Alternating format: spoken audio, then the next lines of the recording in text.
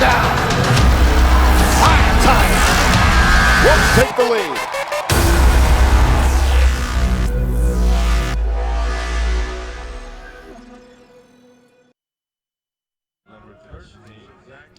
Good afternoon and welcome to Game 3 of this three-game series between the GCU Lopes and the UTRGV Vaqueros. We are live from Brazel Stadium here in Phoenix, Arizona. The Lopes come in 18-19, 12-2 in conference play. The Vaqueros 21-21, 4-10 in conference play. The Lopes won the first two ball games and looking for the series sweep here. And boy, had an exciting ball game last night. It was a long ball game, over 4 hours, but a very exciting ball game. Right back up the box. It's going to get through. Garrison Two Schwartz runs got are going things to come going in for to the score. Lopes with a base hit up the middle to drive in a couple of runs Hit pretty early well in the to ball center, game in coming that over. third Pavlica inning. dives And then and some makes stellar the defense, grab. a diving catch in the top of the fourth. More off By Preston Pavlica. Swing McGraw and a came miss. in He and struck got him some out ground on a high balls and fastball. had a couple of miscues on Vorhoff. defense that didn't help him out, but got through the inning. Little And then in the chopper, bottom that should of do the it. 10th inning, Up the middle after a and leadoff through. double LaRouge by wins game Griffin of the Barnes, season. we had the base hit up the 5-4 middle by in Tom 10. LaRouge.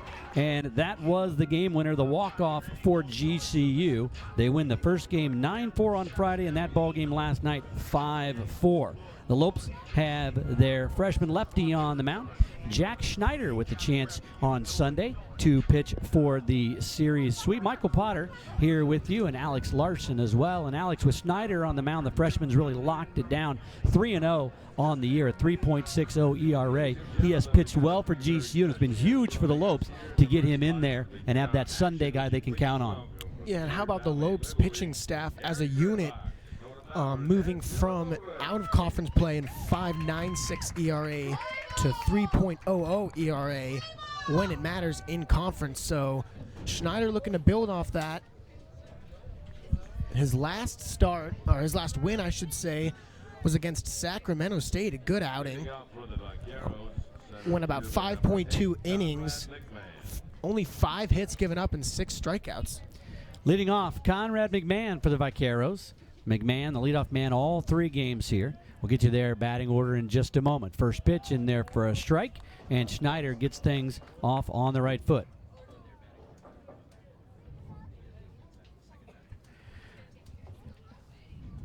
Oh and 1 count.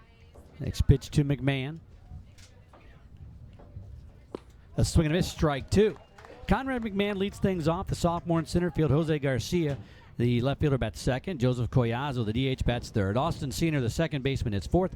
Estrella, the shortstop, bats fifth. Gomez in right, bats sixth. Schrank behind home plate, bats seventh. Garcia Jr., the first baseman, bats eighth. And Torres, the third baseman, bats ninth. McMahon, a 1-2 count from Schneider here, getting things going early. The Lopes got good pitching performance, a gutsy pitching performance from Jake Wong in game 1. Swing and a miss, strike 3, and he struck him out. So McMahon, who reached on an error in the ball game last night, strikes out to start the ball game here, and Schneider is off and running. Defensively, behind Schneider in left field, Preston Pavlica. He started the first 2 games in center. He moves over to left. Tom LaRouge in center, had been the DH. Gary Schwartz in right. Zach Malice and Mark Mumper at third and short, respectively. Austin Bull at second. Ian Evans at first, and Griffin Barnes gets to start behind home plate. Griff got the double in the 10th inning and came in to score the game winner last night after coming on as a defensive replacement. First pitch to Garcia up high, ball 1. And Josh Meyer had gotten the first 2 starts behind home plate here in this series. Gives way to Barnes in this finale. Down low, 1-1. And Alex, this series, the Lopes have been pouring it on, hitting .389 as a team, and the Vaqueros struggling, hitting just .211 in these 2 games as of the series. They came in as one of the only 2 teams actually with a winning record, so they're doing it against a pretty good team, and right when they need to do it. Yeah, the Vaqueros now sitting at 500, 21-21 with the 2 losses. The Lopes, with the victory here today, would push their record to 500. Be the first time the Lopes have been 500 since February 25th. Talked about that quite a bit as the count goes 3-1 to Jose Garcia. GCU had a very tough non-conference schedule, a lot of away games against very tough opponents, and he walked him. So the strikeout and then the walk, and that'll have the pitching coaches scratching their heads there. Lopes have given the Vaqueros some freebies, some hit batters and some walks, some errors, and that's really what has kept the Vaqueros in the game yesterday, the tying run scored in the the 8th inning on an error by the third baseman, Zach Malice. And that's what kept the ball game going. Joseph Collazo, the senior DH at the plate. We haven't seen Garcia try to run. He's got a pretty good average with stolen bases. I mean, Garcia comes into this ball game, and he is 8 for 14 in steals. He's been on multiple times in this series, but has yet to run. We'll see if Schneider, the lefty, has a pickoff move like Repovich does. Rip to third, off the glove of Malice. Gets by him, and you're going to have runners at first and second with just one out. That one just scorched.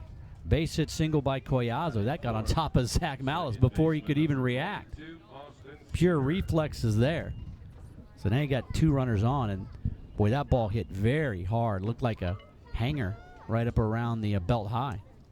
Collazo did not miss it. Don't know if you can necessarily expect Malice to make that play, but a good job knocking it down. As if it got down the line, it could have been extra bases. Got a glove on it and goes as a single. Now Senior at the plate. Austin Senior hitting .242. Cleanup man for the Vaqueros. Oh, nice pitch. Off-speed offering in there for strike 1. Well, Schneider, quick work with the leadoff man, McMahon. He walked Garcia on a 3-1 count, and then Collazo doesn't waste any time. First pitch he sees, just rips it down to third base for the base hit. The 0-1. Fouled it off. Like that had the crowd going, snuck through the fencing there and got into the bleachers. Senior hitting a $125 on the series, just one base hit, 1 for 8. Also struck out 3 times, so he's having a tough series here in Phoenix. Fouled off again. No balls and 2 strikes to count to Senior.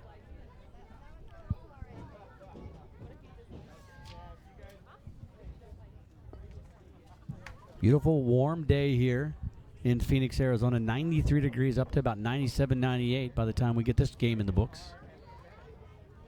The 0-2. Fouled back again. Well, this Vaquero squad trying to get a W here in the final game of the series. The Lopes have already won the series, and they still stay a half a game up in the standings on New Mexico State. And it's really, Alex, only 2 teams have a chance at this one. New Mexico State at 10-1, the Lopes at 12-2, and Bakersfield, Utah Valley at 6-6. No other team has a winning record in conference play, so it's really a 2-team race here. Well, they aren't qualified because of the transition this year, but what a way to really go in to playoffs next year and get that chance. Yeah, be the defending conference champs, be the way to do it. It'd be their second conference title in regular season play since they re-entered, I should say, the WAC. Snyder steps off. You know, the Lopes won it in 2015, actually clinched on Sacramento State's field on Senior Day.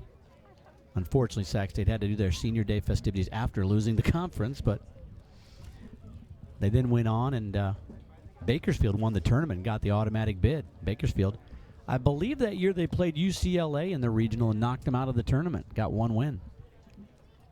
The 1-2, and it is the tournament champion that goes to the NCAA regionals with the automatic bid, and rarely does the WAC get a second bid. The 0-2, just outside 1-2.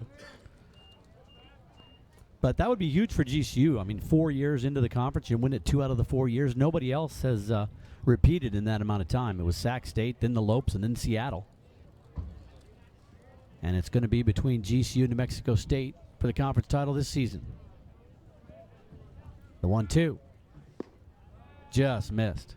2 balls and 2 strikes. Bill Barnes behind home plate. Travis Reiniger at first. Troy Haddock is your umpire down at third. Bill Barnes had a plethora of close plays down at first yesterday, and nobody liked the calls that he made down there, so he probably made them pretty well because both teams were a little ticked.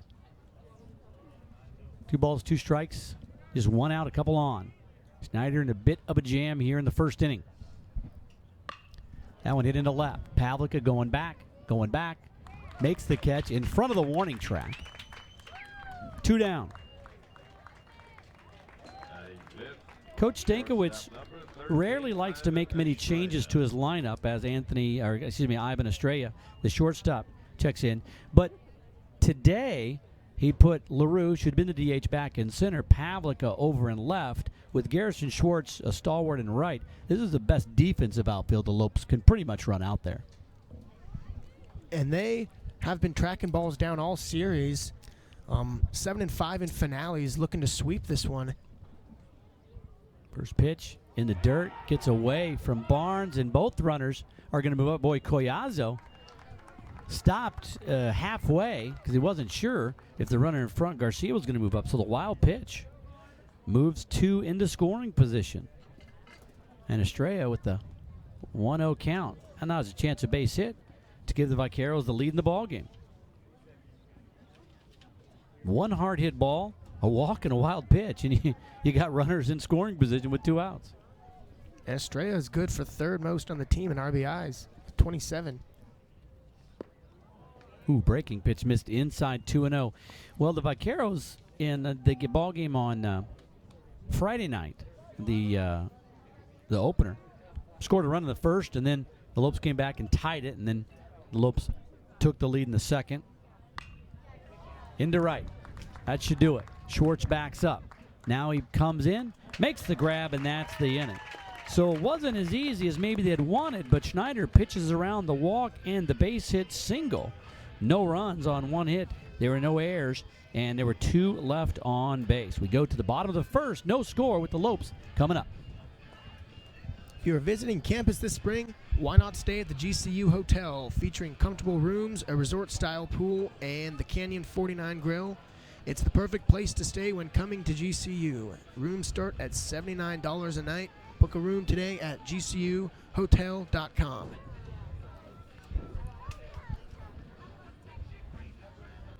No score as we go to the bottom of the first here. The Vaqueros sent 5 to the plate.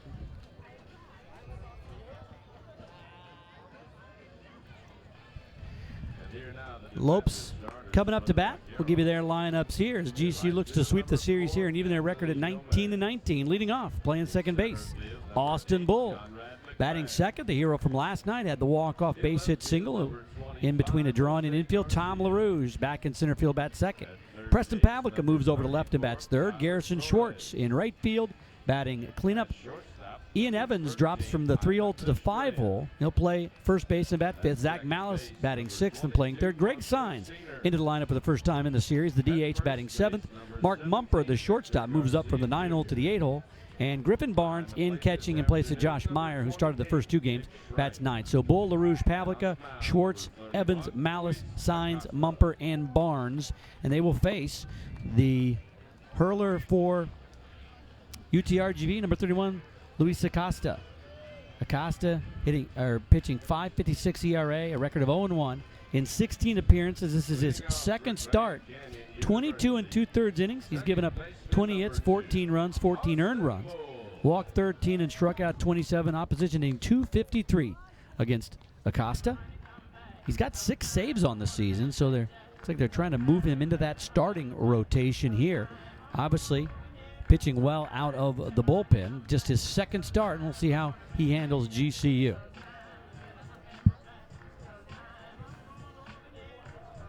Bull hitting .354 on the year. No homers, 11 RBI. The switch hitter will hit from the left side. Squaring to bunt, and bunts it foul. That pitch riding in on him. Defensively for UTRGV, Jose Garcia in left, Conrad McMahon in center, Anthony Gomez in right, Torres at third, Estrella at short, Austin Senior at second, and Victor Garcia Jr. at first. Nick Schrank gets the start behind home plate. Once again, his second start behind the dish in a row. Noah Lee started on Friday night, but did not play very long as he was booted from the game in the 3rd inning. One misses outside, 1-1, and Noah Lee caught the rest of the ball game from atop the parking garage over their right field wall. The 1-1.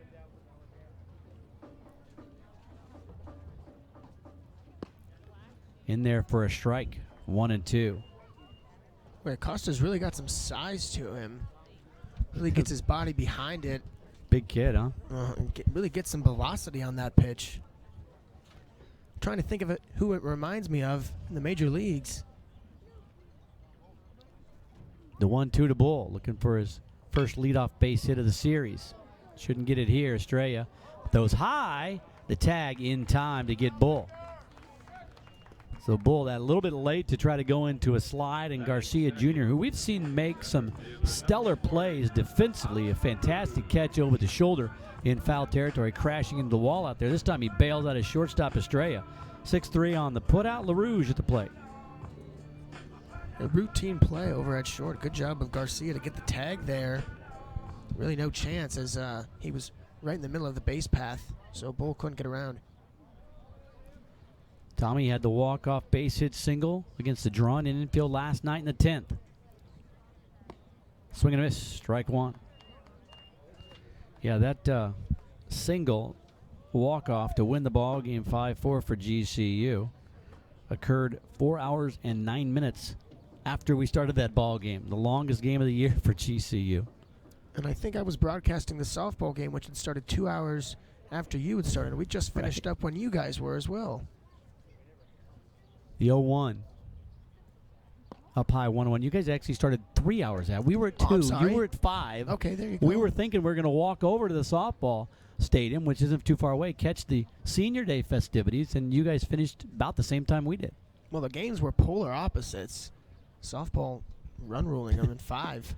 Swing and a miss. 1-2. Yeah, softball just dominated Utah Valley this weekend. Like they've really been doing all season offensively. The bats just don't stop. Consistent throughout the whole lineup. I was disappointed in Taylor Nolan's last outing at home. I mean, she gave up 2 hits. Pretty disappointed in that complete game shutout victory.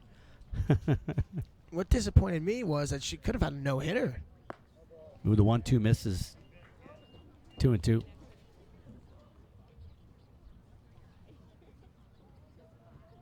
Yeah, Taylor, fantastic pitcher for GCU, finishing out her career on the road. But, boy, she is going to be missed next season.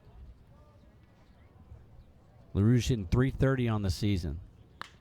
Slaps that one to third. Torres, kind of a hinky hop down there.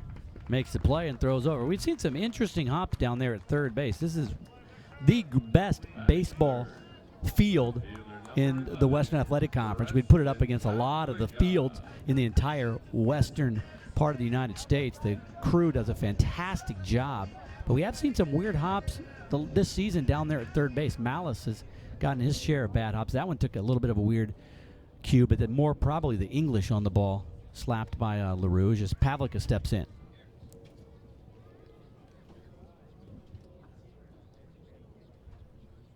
First pitch to Preston, swing and a miss. Pavlik had the 2-run homer on Friday night, just crushed an inside fastball over the scoreboard in left field. I mean, I'd love to have an exit velocity on that one.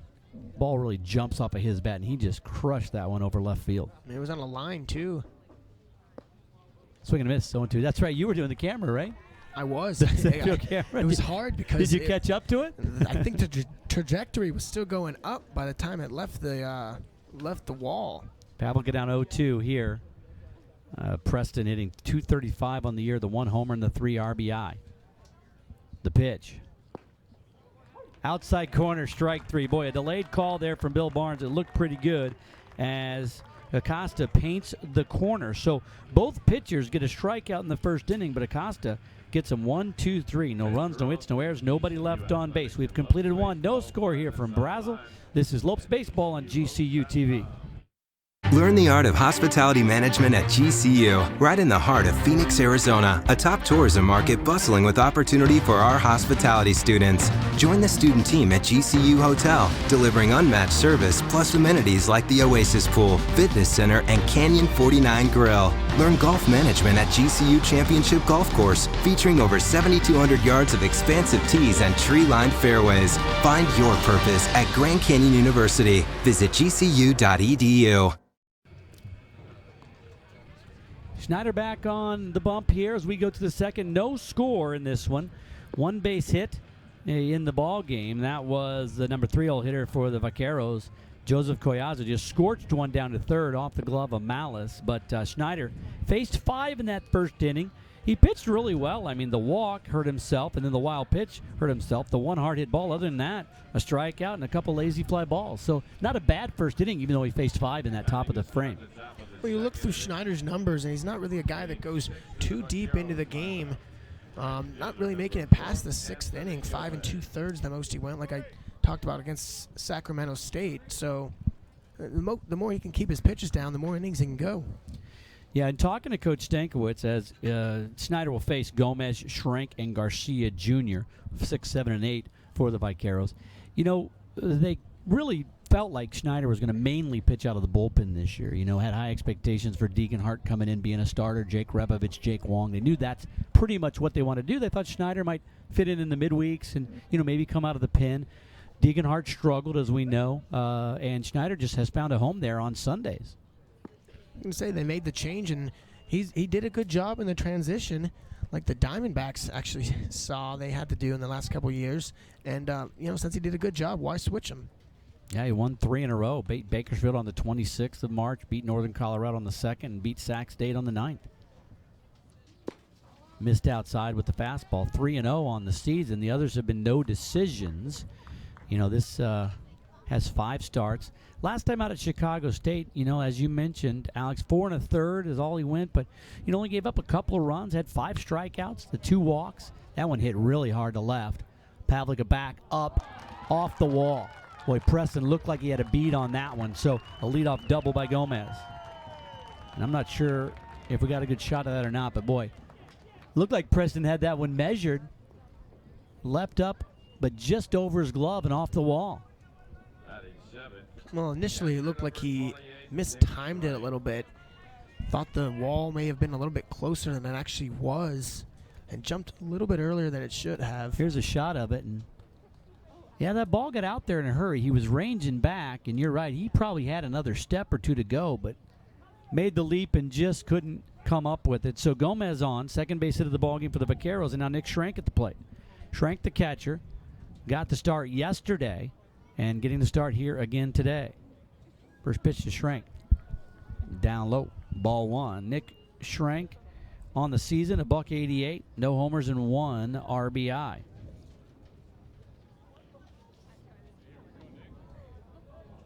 Still looking for his first base hit of the series. 0 for 2. Has reached on a walk and scored a run. Has a sac bunt as well. Down the right side and foul. Count goes to 1 ball and 1 strike. We saw on Friday night both coaches trying to manufacture some runs early. Typically in college ball, you don't do that as much on a Sunday because the starting pitching isn't quite as good as on a Friday, so you think it's going to take more than 1 or 2 runs to win a ball game. But Vaqueros just want to get on the board here early. But no signs of a bunt from Schrenk with a runner in scoring position already.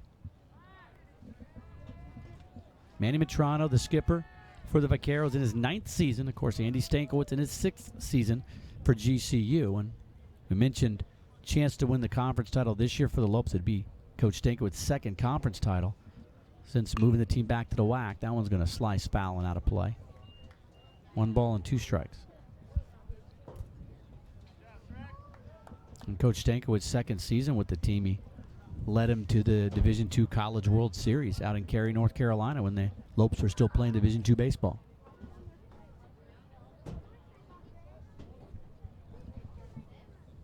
The 1-2, checking the runner at second. Gomez takes his lead. The pitch up high. 2 balls and 2 strikes.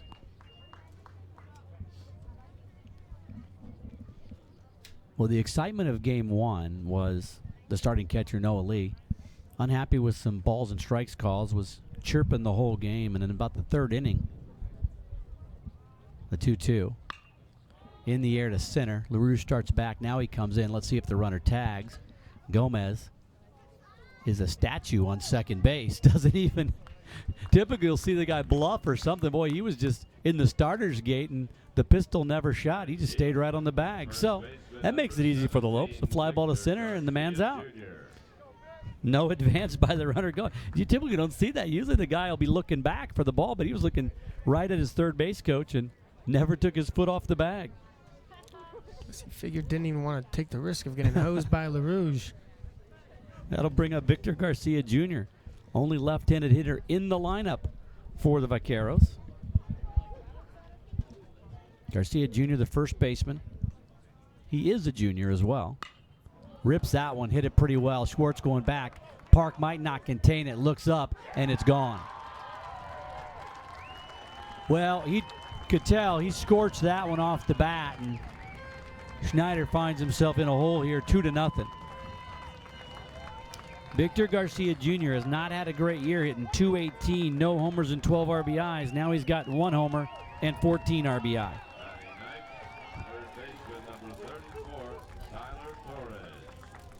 And he waited on that ball nicely and just drilled it into right center. Plenty of room to spare over the wall there.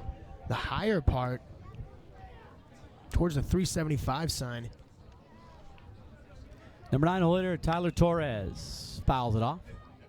Torres hitting .250, no homers, 13 RBI. You know, it's sometimes hard to tell how far a ball's going to carry. You could tell that one was scalded, and he got under it, had a good plane on it, and the 101 up high, 1-1. And so sometimes as an announcer, you look out at the outfielders, and if they break fast, they think it's going to kind of the way LaRouge and Garrison, they both broke that way, but you could kind of tell they were thinking off the wall at best. Well, the number one rule is you never want to speculate a play as a broadcaster, and I think you and I each could have done that there without looking foolish, because that one was just gone right off the bat. It was a little bit of a breeze out of the southeast, so it's blowing a little bit toward right field there, in there for a strike, 2-2, but that didn't need any wind aid at all. Just a bomb from Garcia Jr., and it's a 2-0 Vaquero lead. You know, they led on Friday night 1-0, but it was short-lived. See if the Lopes can answer here in the bottom, but first things first, they got to get out of the inning. That one's fouled back. So the count stays 2 balls and 2 strikes. We talked about the short outings. As you mentioned, 5 2/3 the longest he's gone, and starts the shortest he's gone 3 times, 4 1/3. So I'd like to at least get him into the 5th inning here. Although the bullpen is fairly rested, chopped down to third. Malice backhands it at the line. The throw in time to get his man. Second out of the inning, top of the order coming up. Boy, Zach really getting tested down there at third this entire series, and unfortunately made 2 errors in the ball game yesterday. Fortunately, the Lopes able to come back and get the victory, but that time, nice little backhand down the line and makes the throw to retire Torres. Bit of an underrated play there, in my opinion, because he had to charge it as well as get it with the backhand and get a clean transfer over to first base. That one in the dirt. 1-0. Second at bat of the ball game for the leadoff man for the Vaqueros, and we're just in the second inning. First time up. Snyder struck out McMahon on a 1-2 pitch.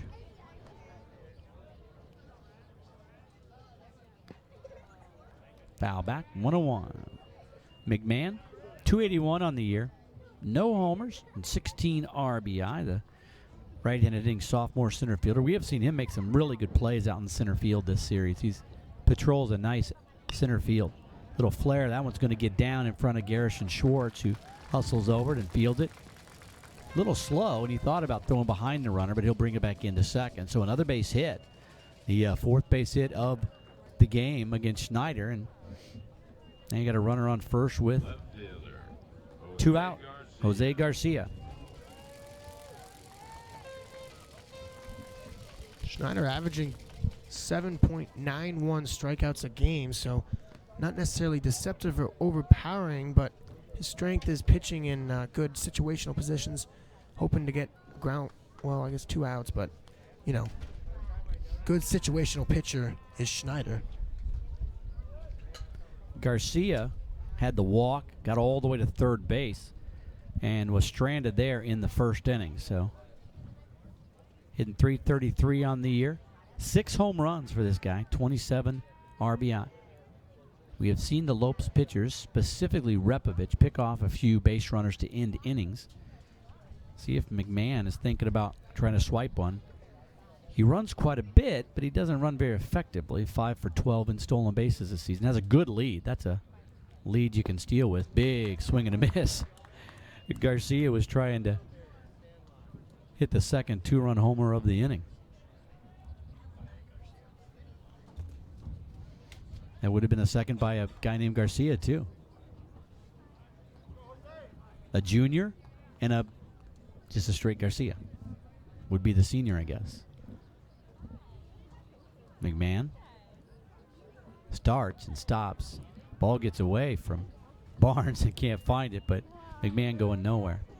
Wouldn't be a bad place to run here other than the fact that you've got your top home run hitter on the squad at the plate, so you might not want to run yourself out, especially the way Schneider has been laboring a bit. So maybe give him one more big cut here and then run if you get down to 2 strikes. Snap throw over there and the runner back. Last pitch, a good one by Schneider. Really made Garcia want it, but just able to hold up. I like that breaking ball.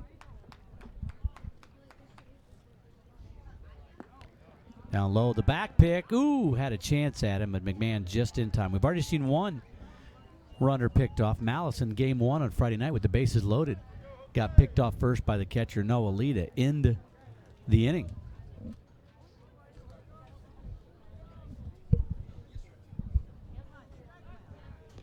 Throw over and the runner back again.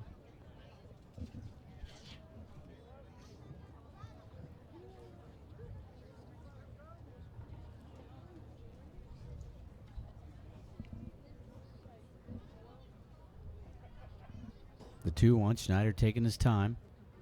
There goes the runner this time. Barnes, little late getting rid of the ball, and the stolen base. 6th stolen base of the year for Conrad McMahon. Count goes to 3 balls and 1 strike. Well, you could kind of tell McMahon just looked like he was going ever since he got on base. Had a good lead. So now a runner in scoring position with 2 outs. Vaquero's already up 2-0.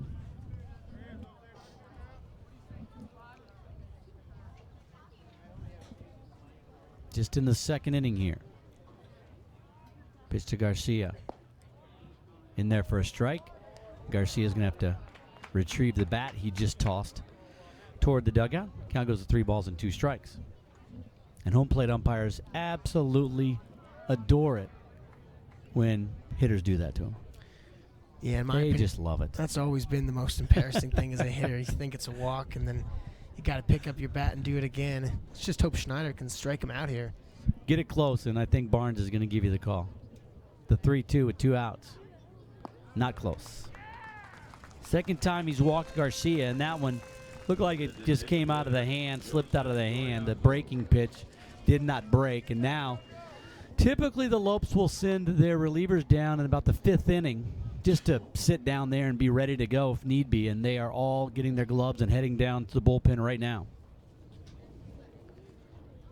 So now you've got runners at 1st and 2nd. The heart of the order coming up. Collazo ripped one down to 3rd his last time up the first pitch he saw.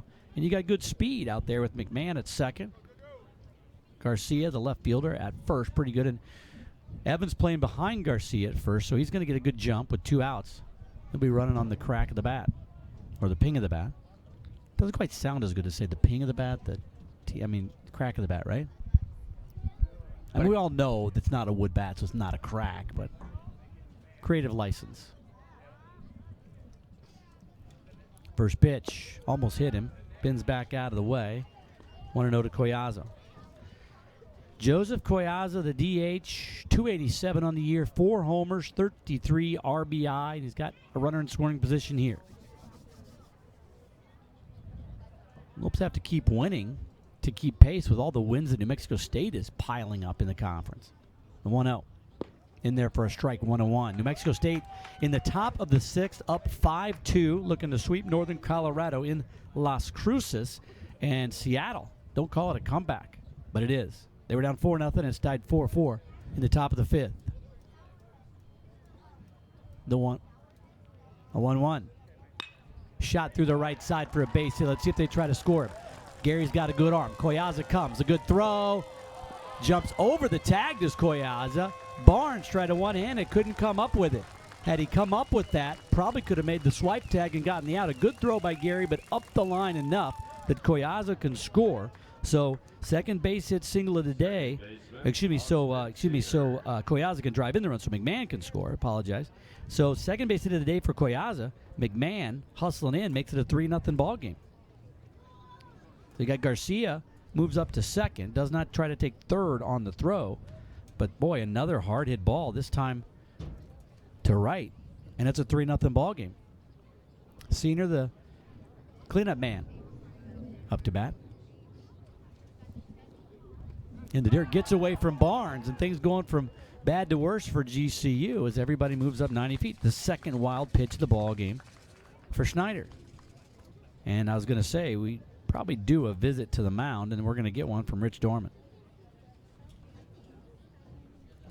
Well, he pitched out of a little bit of trouble in the first, but it didn't have the feel that he was in a ton of trouble. Here in the second, it does have the feel that he's in a lot of trouble. Can't find the strike zone. UTRGV being very patient, and when he puts one over the zone, they're not missing.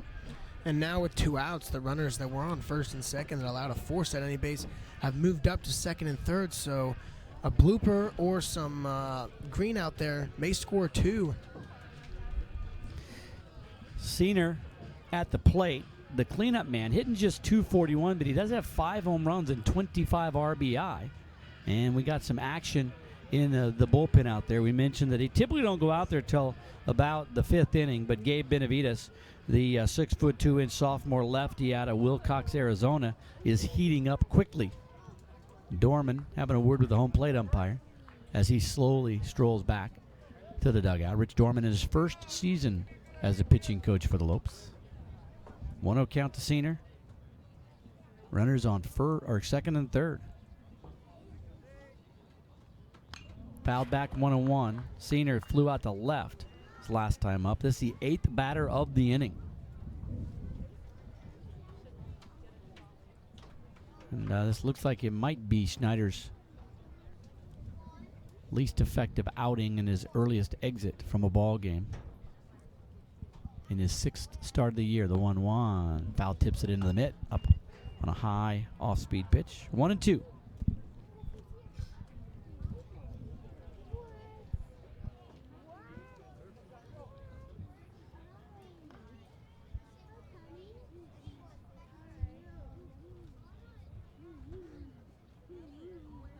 One, 2 to Senior. Up high, 2-2.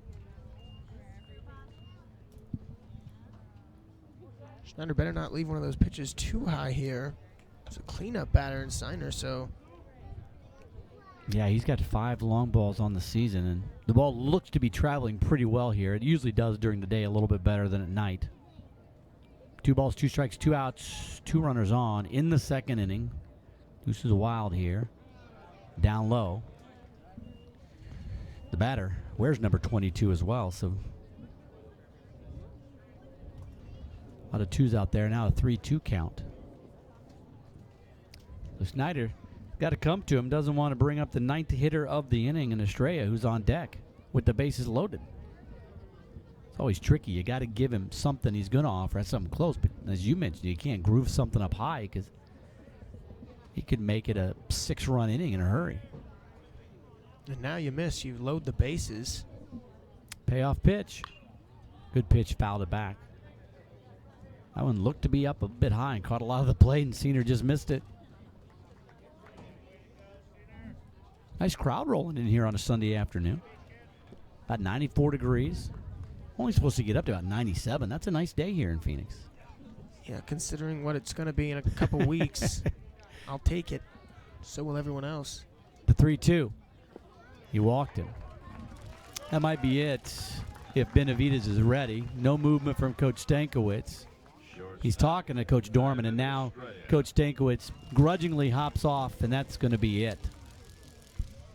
Well, he didn't want to. He looked over at Coach Dorman, and I think Rich said, yeah, I think he's done here. So not a great Sunday for Schneider. He had pitched so well, so effectively in his 5 starts. This will be his earliest exit, just going an inning and 2/3 here in this one, and I'll give away to Gabe Benavides. So another lefty coming in. Gabe Benavides, the 6'2" sophomore out of Wilcox, Arizona, pitched at Canyon del Oro. Give you his numbers. Benavides, a 5.30 ERA. He's got a record of 0-1. In 18 2/3, Gabe has given up 27 hits, 14 runs, 11 earned. He's walked 10 and struck out 12. Opposition hitting .338 against him. And at this stage, coming in with the bases loaded, Alex, you just got to get out of this inning because obviously you don't want to be down 3 runs anytime. But the way the Lopes have been hitting the ball and putting runs on the board in this series, a 3-run deficit in the second inning is not something that's insurmountable. But you get a base hit here and strike a couple more runs on the board, and then you have 5-6 runs, and you got a little bit of trouble. And then you're thinking about that all game and laboring a little bit more than you should. So you're really wanting to get a fly ball or ground ball here and get out of this quickly. GCU batters coming into this game in the first 2 hitting .389 with 28 hits and 14 runs. So Lopes know they can attack this UTRGV staff and put some runs on the board when need be, but you just don't want to be in that always playing catch-up role that they find themselves in now. This inning started with a double by Gomez off the wall there in left, and then after a fly out to center, you had the 2-run bomb by Victor Garcia Jr. And then it looked like Schneider might be okay. He got the number 9 hitter to ground out, but a single, a stolen base, a walk, a wild pitch, a base hit single brought in Conrad McMahon, and then another walk. And you just can't give guys too many freebies with those walks and those wild pitches. Yeah, and that's what really happened. I mean, that's how UTRGV capitalized yesterday, the 3 GCU errors. And now it's going to be a lefty on righty. So it's going to be an interesting matchup with the bases loaded. Yeah, Coach Stankiewicz doesn't typically worry too much, it doesn't seem like, about that lefty-righty matchup with his pitchers. He tends to go with who he thinks has the best chance, and there's only one left-handed hitter in this entire lineup, and when you had a lefty-lefty matchup, he hit a 2-run bomb. So sometimes it's hard to tell. If your guy's pitching poorly, anybody can hit him, and unfortunately that was the deal for Schneider. As Estrella, he ended the first inning with a fly out to right. Maybe Lopes can get him to end the second inning too. Bases loaded. First pitch from Benavidez, up high, ball 1, and obviously a walk here is as good as a run. Garcia down at third base. He reached on the walk. Collazo at second base. He had the base hit RBI, and then Senior at first base. He reached on a walk as well. So 2 of the 3 base runners were freebies. The 1-0 from Gabe. 2-0 and hasn't been anywhere near the plate. Nobody else throwing in the Lopes pen yet. No, you can't, right? I mean, you just put 2 pitches in, and those not starting well.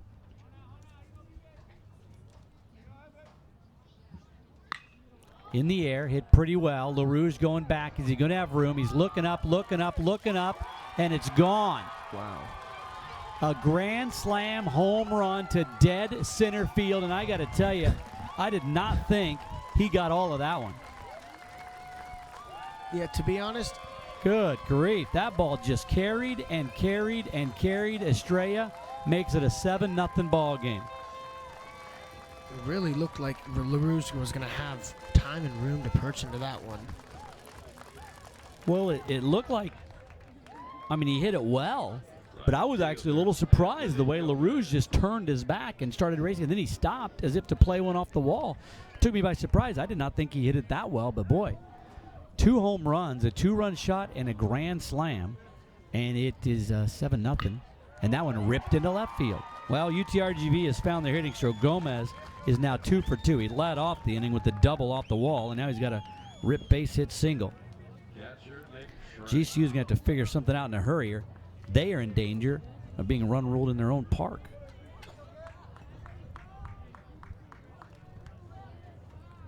Seven runs in the second time up for Shrink. He flew out to center his last time up. 11th hitter of the inning. Going to bunt. Benavidez has it, but he slips. Still able to make the throw. I don't know how he did that. And boy, unhappy with himself giving up that home run. But 2 long balls. A 2-run shot by Garcia that was just a bomb over the right field wall, and then a home run that really, quite honestly, didn't look like he got off. Looked like he did well, but he got it over that batter's eye, the highest part of the fence and the deepest part of the ballpark, for a grand slam for Ivan Estrella, and it's a 7-0 lead for UTRGV as we go to the bottom of the second. get the best gear to show up your Lope pride. Go to lopeshop.gcu.edu to find everything GCU, from the newest apparel to the coolest accessories. Use promo code GCUTV20 to get 20% off for being a GCU TV viewer. Let's paint the Valley purple, and as always, Lopes up. Well, talking up here about that grand slam homer by Ivan Estrella, I mean, none of us up here thought it was a home run, thought he hit it well, but the way LaRouche started back, it almost looked like he was thinking, oh, I'm going to catch this at the base of the wall at the warning track, and then he immediately turned around and stops. Okay, now you're thinking he's reading it off the wall, and then he and Garrison Schwartz were kind of staring at it after it kind of just snuck over the top. But either way, it's a grand slam. And the Lopes are in a big hole. And, Alex, we talked about that. When Benavides came in with those bases loaded, hey, when you're down the hole 3-0, you feel like, yeah, we still got this game. That's a difference. Now you're down 7-0 in the second. Still a lot of time, but if you don't get some runs soon, then the pressure starts building. It's a very different ball game down 7-0, obviously. Well, it'd be really important, or really interesting, I should say, to see how GC responds in the bottom half of the inning here, and see if they can string together some hits and maybe a run or two and answer, just getting something on the board. Garrison Schwartz to lead it off, then Ian Evans and Zach Malice. Lopes in a hole here, down 7-0. And Acosta had no problem in the first inning getting the Lopes 1, 2, 3. It seems like hours ago, that first inning, when he set him down in order 1, 2, 3. A couple of groundouts and a strikeout. Up high, ball 1. See, it's interesting how the first inning really was so much faster than any of the first innings of the other two, and then top of the second really slowed down. Popped up, left side. Garcia coming in. Still coming in and moving over, makes the grab. Fighting the wind and the sun a bit there, but Jose Garcia makes the grab, and 1 up, 1 down. That'll bring up Ian Evans. Well, Evans had been the number 3 hole hitter predominantly throughout the year, and a second on the team in RBI. Moved him down to the number 5 hole here, putting Pavlik up in the number 3 hole. Really one of the first times Coach Stankwitz has changed anybody in that heart of the lineup too much this season. Evans hitting .308 with the homer and 24 RBI on the year. Up high. Ball 1. Well, UTRGV didn't get to the ballpark till about an hour and 15 minutes before game time. They didn't take batting practice. They didn't take infield practice. They just stretched out and played, and maybe that's the recipe. Maybe they should do away with all this pregame ritual. And there's the first base runner, Acosta, mad at himself as he plunks Evans. So maybe they prepare too much before games. Maybe they're the type of team you just roll off the bus, roll out the ball, and they go. Well, that would be an anomaly. Especially in baseball, all I can say, right? that's for sure. Baseball is such a sport where you get to the ballpark 5 hours before the game. You put your socks on the same way every day. You do everything all the same as Malice steps up to the plate. Zach, you could say, having a good offensive series, to say the least. Might be a bit of an understatement. Hitting .714 on the series, 5 for 7 with 2 runs. Also reached on a couple of walks. Got Evans out there at first. First pitch, a strike to Malice. And down 7-0. I mean, you don't have to get all 7 in this inning, obviously, and you can't hit a 7-run homer, but you'd like to get 1 or 2 on the board here and just start picking away.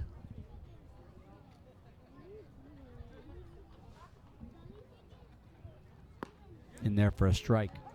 Boy, 2 pretty good-looking pitches to start off the at-bat for Malice.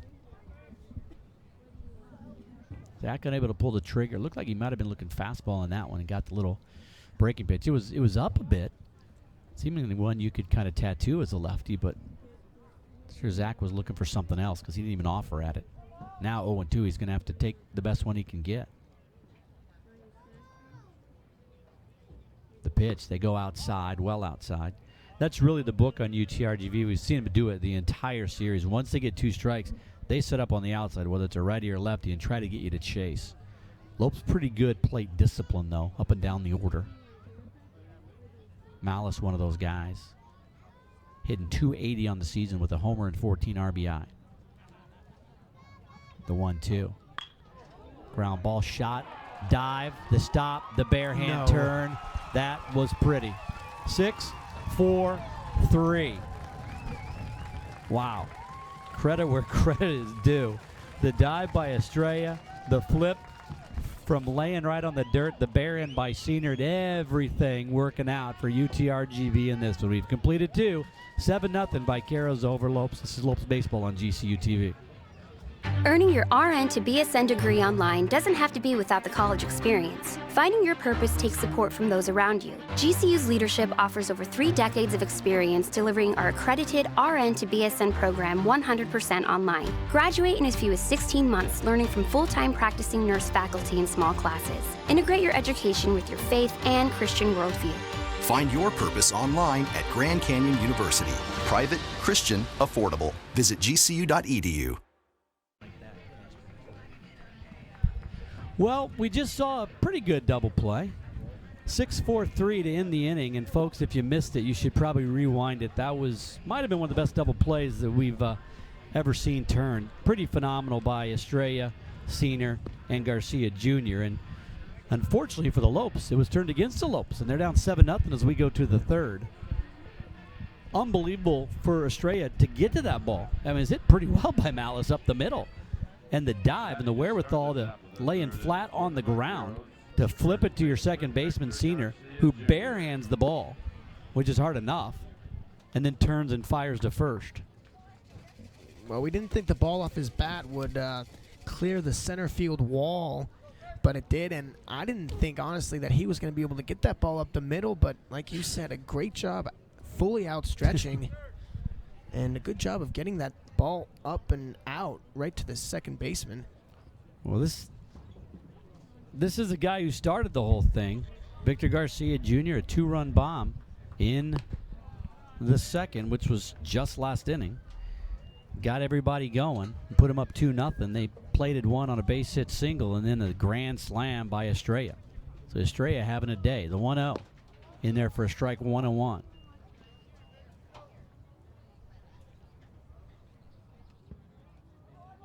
It's one of those games for Estrella that you wish there were some pro scouts in the building. Ground ball to second. Bull waits on it. Gobbles it up. 1 down. There we go. Leadoff batter retired here in the third. Gabe Benavides out there for his first complete inning of work. He got the final out of the second, but not before giving up the grand slam homer to the first batter he faced. Tyler Torres ground out to third, his first at bat of the ball game. Chops it down to third, foul.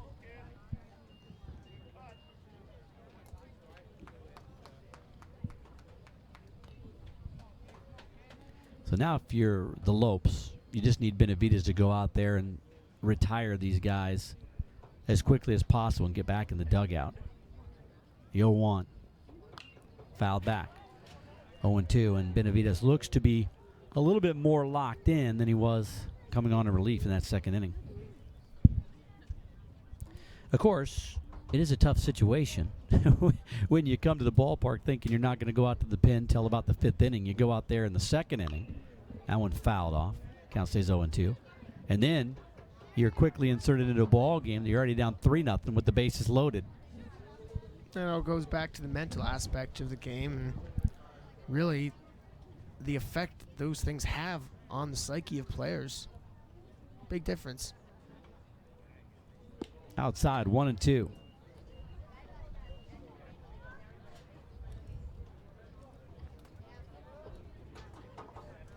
UTRGV sent 11 to the plate last inning, and 7 of them came around to score. The 1-2. That one hit pretty well, but coming in now, making the grab is Pavlica. Looked like he might have got it off the end of the bat there. Stayed up long enough for Preston to make the grab. Center fielder, Conrad McMahon. It also shows you, how close in baseball. I mean, Gomez started that second inning, that ball off the wall that looked like Pavlica might have been able to catch had he taken one more step, and that could change the entire inning. Swing and a miss. Might have tipped it a bit there. Top of the order, Conrad McMahon hitting .286 on the season. He's 1 for 2, struck out his first time And then got a base hit single, a stolen base, and scored a run. That was all against Schneider. First time he has faced Benavides. Quickly down 0-2 is Conrad McMahon, the leadoff man. About 3 at-bats in 3 innings. Leadoff batter here for the Vaqueros. On pace for 9. Probably won't turn out that way. Never does. The 0-2. Jammed him. 1-2.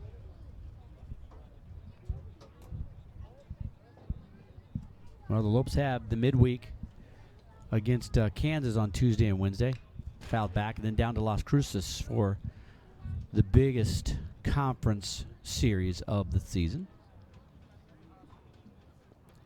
And really that should determine the conference. Lopes are going to have to win at least a couple of games down there and win the series. If they don't, New Mexico State, not that they'll win out easily, the 1-2, fouled off, but on paper, they should be okay the rest of the way with who they've got to play.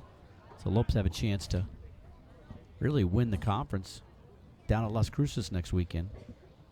Be tough to get another loss here, though. Nice to get a little tune-up against Kansas, though.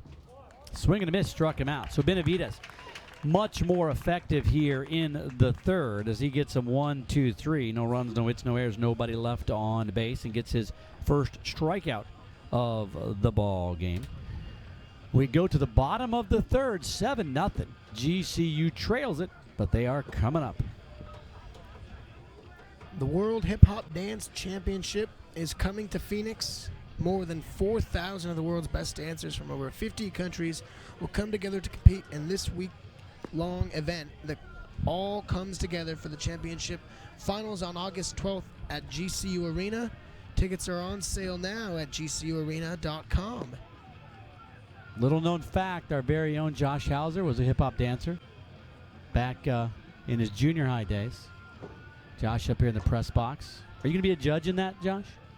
Nope, not a judge. Is anybody up here judging that competition? No? Everybody's asleep up here already. I would like to judge it. There's Josh. Josh waved to everybody. Shannon's down there, the PA guy. Everybody wave. Hi. The rare glimpse at the palatial press boxes here at Brazil Stadium. The press box going away next year, as is most of the stadium. Huge facelift in store for GCU here in Brazil Stadium next year. And the softball stadium will get finished off. That 10-2 project coming to fruition. Going to be nice digs next year up here. Yeah, I'll take the trade-off, though. I'll tell you what, these facilities are going to be magnificent. Someone was actually just asking me about when the softball stadium was going to be completed. I said, spring of 18, they were impressed about how fast they were going to be completed. Greg Signs to lead things off here in the bottom of the third. Lopes trail at 7-0. Bottom third of the order, Signs, Mumper, and Barnes. GCU just got to get something going, get that pulse back going in this ball game. Yeah, folks are impressed as that breaking pitch goes in there for strike one. Impressed because if you come to the campus in July or August and then you come back in September, October, there's a new building up somewhere. Something's been facelifted, something's been built. I was talking to a friend and talking about basketball, and I missed outside one of the offices and mentioned just off the hand about, oh yeah, the coaches are in the new practice facility. That's done? I'm like, yeah, it's right there, ready to go.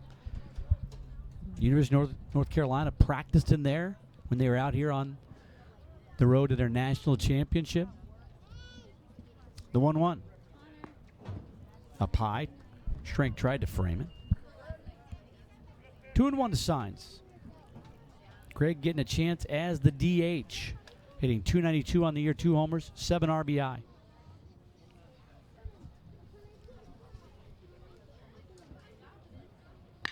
One shot right back up the middle. There you go, Greg. First base hit of the ball game for the Lopes, and the leadoff man aboard for the first time. So Acosta starts the game retiring 6 in a row. Actually, 4 in a row, then the hit batter and the massive double play, but faced the minimum the first 2 innings, and then Signs the base hit right back up the box, and Mumper at the plate. That one close to the glove of Acosta.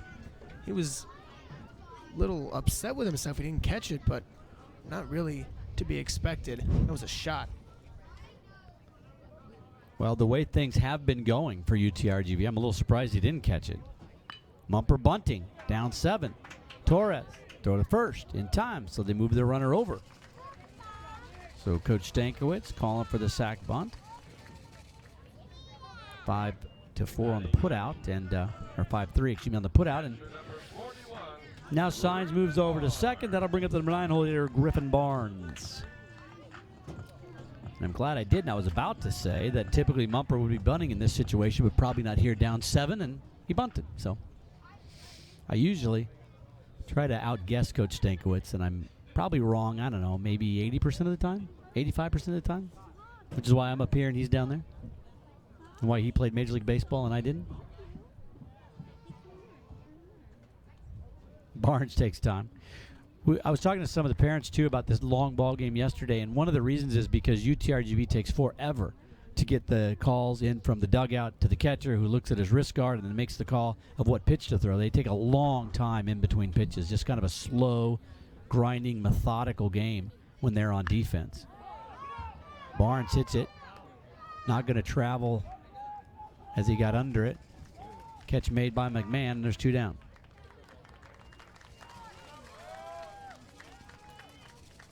I think the crowd and the fans thought that ball was going to travel a little bit more than it did. Looked better than it actually was off the bat, but yeah, it died out there. Really no problem out there for the center fielder, can of corn. Well, we've seen the ball travel very well earlier today. So yeah, I thought it might be a little deeper too, but just an easy fly ball and just 2 down.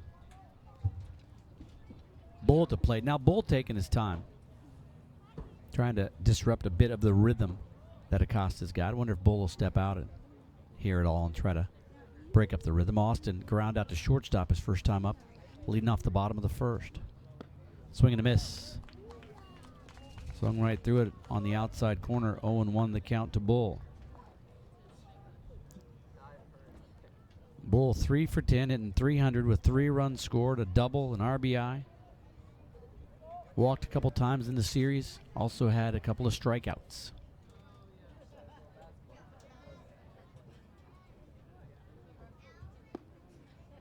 Ooh. Well, getting the call on the outside corner. Acosta.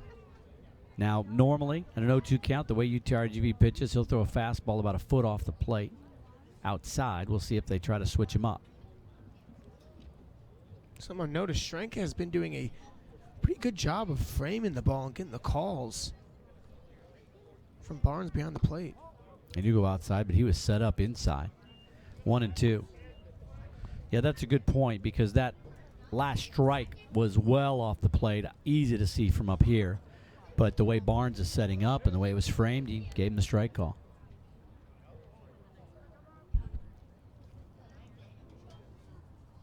Outside pitch, the hardest one for the umpires to call, the way they set up now between the catcher and the batter. 1-2. Go outside, off the plate, swing and a miss, strike 3. So 1 over the minimum for Acosta through 3, and his team leads at 7-0 as we go to the 4th. This is Lopes Baseball on GCU TV. Hi, I'm JC. I'm a freshman here at GCU. I want to be a pastor, so I've developed this program called Weekly Words. Coming down here to GCU and seeing everything that they were doing really encouraged me to take the gospel to a contemporary outlet. This is a safe place spiritually for people to grow. I count myself a Havoc, so I'm a little crazy. Havocs are the embodiment of everything a GCU student wants to be. Find your purpose at Grand Canyon University. Private, Christian, affordable. Visit GCU. Welcome back to Brazel Stadium. Michael Potter and Alex Larson with you, and a 7 spot on the board for UTRGV. In the top of the 7th is the difference. 7-0. Vaqueros over the Lopes. 7 runs, 7 hits, no errors, 3 left on. The Lopes, no runs, 1 hit, no errors, 1 left on. And Gabe Benavides back out on the mound. He came on in relief of Jack Schneider, and it was a long ball. 2-run shot and a grand slam that produced 6 of the 7 runs in that inning. And Lopes, so far, really not much of a pulse offensively for GCU, as Acosta has faced 1 over the minimum. The base hit by Signs, and he hit it well, just ripped it up the middle, but that's about it. Nothing else going on for GCU. Well, Acosta looks really good, but I'll tell you what, it's got to be something. At some point, GCU's got to get a a grip on this game and get some momentum somewhere, whether that be on the mound, defensively with a play, or some nice hits. Garcia, Collazo, and Senior due up. Garcia's been on base twice. He's walked twice. Ground ball foul down the third base line. Well, they're being much more aggressive, UTRGV, going after first pitches and aggressive with the bat here. It's paid off. Schneider went 1 2/3. The grand slam was surrendered by Benavides. He was tagged with one of those runs. Schneider got tagged with 3 of them. The 0-1 inside 1-1. But in his first full inning of work, Benavides mowed down the Vaqueros in order. 1, 2, 3, a ground out, a fly out, and a strikeout. 1-1. Fouled off. 1 ball, 2 strikes. Well, the other thing, even if this game is out of hand and out of control and you don't come back and win it, you'd love to see Benavides pitch deep in the ball game just to save your bullpen. You got 2 games against Kansas, and then you go into the biggest, series of the year at New Mexico State, and you'd like to have a full pin. Popped on the infield. Bumper calls everybody off and makes the grab. So I know you want to win every ball game, but also in this one, you got to be thinking ahead to next weekend. That's absolutely right. You want your best stuff, and you can't discount that you're playing a Big 12 team coming in. The Jayhawks, a prestigious baseball team in history, and then, of course, the Aggies, the big conference matchup. Collazo, 2 for 2. A couple of singles, an RBI and a run scored. Had a single, ripped it past Malice off of his glove at third, and then shot one through the right side. Hits that one pretty well, but coming in, the ball's diving, and so is Tom LaRouge and makes the grab. Well, we've seen the ball carry when you get it up. That one off the bat was slicing away from Tommy and diving, and Tom leaves his feet, makes the grab, and there's 2 outs. We've seen some good center field play. Pavlica, a dive and a catch in the 4th inning of the ballgame yesterday. LaRouge here in this inning. You've seen McMahon, the center fielder for UTRGV, track down some balls nicely as Senior steps in. First pitch misses. Senior reached on a walk and scored in front of that grand slam by the man on deck, Ivan Estrella, and he flew out to left. Coming over Pavlica, coming over LaRouge, dives but plays it on a bounce. Has to pick it up. Senior going to go for 2, and he's in there.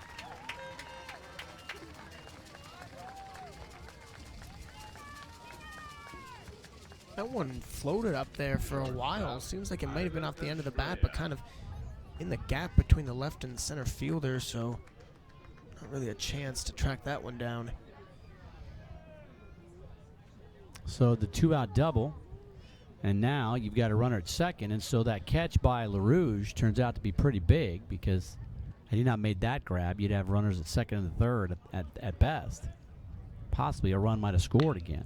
That one hit well by Estrella again. Same spot. LaRouge going back, looking up. That one's off the wall. The guy who just hit a grand slam to dead center rips it off the wall to dead center. And it's 8-0. Well, Ivan Estrella has seen the ball very well out of the hand of Gabe Benavides. And he's turning on it well. I mean, he's getting those hips into it, and 2 times deep center field, the highest part of the fence. That one just missing the yellow. Almost back-to-back in 2 consecutive at-bats. The grand slam, and then just missed a home run here. I mean, that's hitting that ball about, 425, 430 feet both times? So Senior comes in to score easily. Line drive, Mumper's got it, and that's the inning. But I tell you what, even their outs are not quiet outs. 8-0 UTRGV with the lead as we go to the bottom of the 4th. Lope's got to get something going. They need something going in a hurry. LaRouge, Pavlica, and Schwartz due up for GCU. It's time again for the annual Lope Awards. Grand Canyon University's one-of-a-kind sports honors celebration. Watch the excitement live on GCU.TV Monday the 24th at 7 p.m. Jake Wong has been nominated for the Breakthrough Student Athlete of the year. And softball is up for the game of the year against Stanford. Team of the year. And Camry Wortman and Logan Johnson have also been nominated, 2 standouts on that team. Camry Wortman, of course, a senior leaving the softball team. Lopi Awards should be fun on Monday night. GCU hoping for a comeback here, but man, down 8-0 and really showing no real signs of life in this one. If you're going to get going, it's these guys. LaRouge, Pavlica, Schwartz, Evans, the heart of the order's got to get it going for you. Was hoping maybe that diving catch by LaRouge would get guys going, but then the Vaqueros followed up with a double by Senior and then a double by Estrella off the wall again, and it's an 8-0 ball game here as we go to the bottom of the fourth. And as you mentioned, Luis Acosta, man, he's pitching good. Seems to be motoring. He's faced one over the minimum and just gave up 1 base hit. That was a line drive single by Greg Saenz. Well, they're just going to have to take him out of the groove. You saw the one mistake he made hitting Ian Evans in the knee, but then Malice hit right into that double play, so they were kind of uprighted right away. They have to get a couple hits and get him out of this groove. First pitch in there for a strike. Tommy hitting .326, 1 homer, 16 RBI.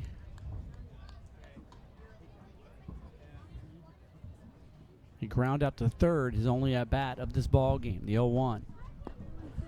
Got him, excuse me, swing 0-2. Luis Acosta is on fire here in this one, and why not? He's got an 8-run lead, just a freshman, 6'5" tall, 230 pounds, out of Brownsville, Texas, and Brownsville Veterans High. Had been the closer, 6 saves on the year. 0-2. Fouled off Manny Mantrada. Probably thought, good grief, why am I just using this guy at the end of games? Why don't I let him start one? And second start of the year, he's pitching a gem so far, just a 1-hit shutout.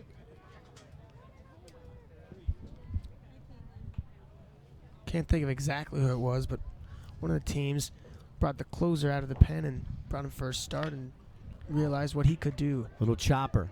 Senior's got it. The long throw, not in time. Second base hit of the ball game, LaRouge aboard. Leadoff man aboard for the second inning in a row. Pavlica coming up.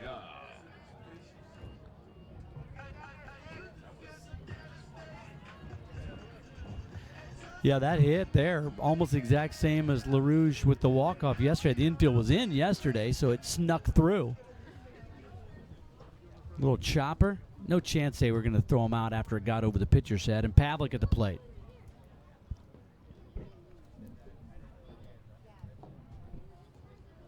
LaRouge takes his lead. The pitch. Missed down low, ball 1. Well, one thing to look at with Luis Acosta, he's gone over 2+ innings. It's just the third time this year he's thrown over 2 innings. So we'll see if he starts slowing down a bit. Or just the second time. So just once this year has he gone over 2. He got under it, skied it out to left center field. Garcia started way back. Now he comes in. Now McMahon, with the wind pushing a bit, makes the grab. Boy, the way Garcia left with that big swing, he started rushing back to the wall. Then he had to run a long way in, but McMahon makes the grab. Bring up Garrison Schwartz. Well, every time GCU gets a little momentum, a base hit here or there, a hit batter, something, they just can't seem to take advantage of it. See what Gary can do. Flew out to left. He's 0 for 1. Garrison hitting .267 on the year, 4 homers, 30 RBI, leads the team with those 30 RBI on the outside corner, strike 1.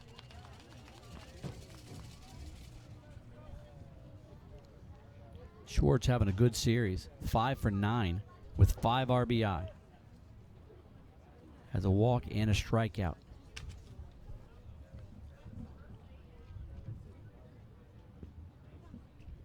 LaRouge takes his lead. 0-1. Shot right back up the box. Off the glove. Now they're going to throw back to second to get the force out. Nothing Tom LaRouge could do about that. When it hits the mitt, you got to go back or you're going to get doubled off, and then it popped out. So they get the lead runner. But Good signs there because Schwartz just scorched that ball right back up the box.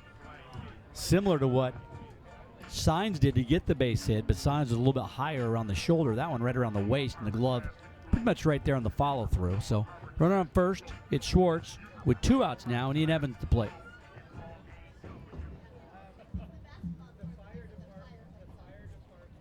Schwartz now over 2, on with the fielder's choice. Evans was hit by a pitch, and then the front end of that beautiful 6-4-3 double play turned by Estrella and Senior. On the outside corner for a strike.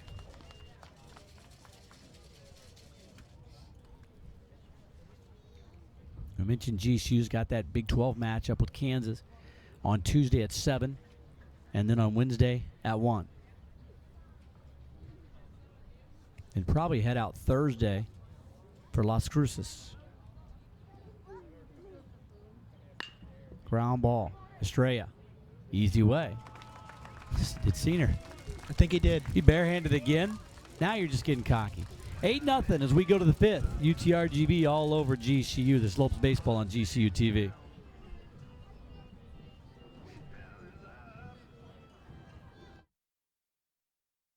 I'm Dominique. I'm a student here at Grand Canyon University studying hospitality management. My hospitality courses here are giving me a high-quality education from professors that I know have been successful. Being able to work while I'm in school has enriched my college experience. I feel like I know where I'm going and what I want to do.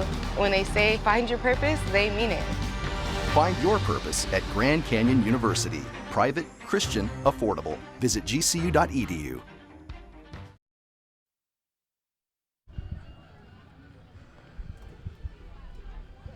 8-0 UTRGV as we go to the 5th. Benavides back on the hill for the Lopes, and they did it all, almost all of it, in the 2nd inning. 7 runs for UTRGV. They tacked on 1 in the 4th, so 8 runs on 9 hits, no errors, 4 left on base. They've used the extra base hit as well. 3 doubles in this one, and 2 home runs for UTRGV. The Lopes, no runs, just 2 hits, no errors, and 2 left on base. Benavides will face the bottom third, Schrank, Garcia, and Torres. He has retired all 3 of these batters once since coming in. He entered the game with the bases loaded in the 2nd after Schneider put 3 aboard, 2 with walks and 1 with a single. Gave up the grand slam to Estrella, the single to Gomez, and then got out of the inning. In the 3rd, he got him 1-2-3. So Schrank 0 for 2, a fly out to center and a ground out back to the pitcher. Up high, ball 1.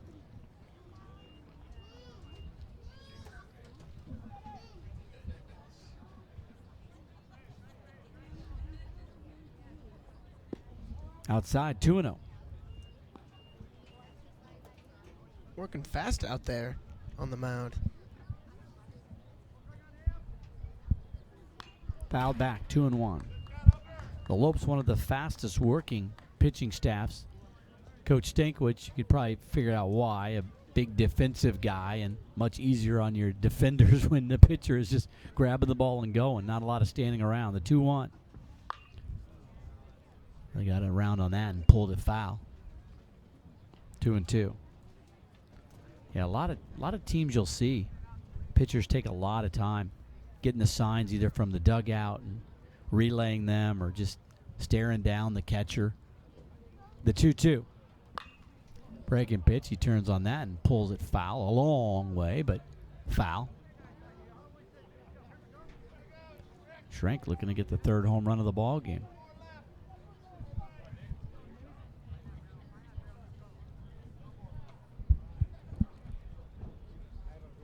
The 2-2. Up high, count goes full, 3 balls and 2 strikes. Lopes were looking for the sweep here. They got a lot of work to do if they're going to get it. A couple of other games going on. Fouled off. Barnes is going to give it a look, but that's going to get out of play. New Mexico State looking to sweep Northern Colorado. They are in the bottom of the 8th, leading at 6-2. Sac State jumped out to a 4-0 lead, but Seattle answered with 4 in the bottom of the fourth. They are knotted at 4 in the bottom of the seventh. Sac State looking for the sweep in Seattle. The 3-2 again. Got into that, into right. Gary moving over towards center. Makes the grab. 1 up, 1 down. They bring up Victor Garcia Jr., the 2-run homer in the second to get the party started for UTRGV. Ground out to Bull in the third. Just underway.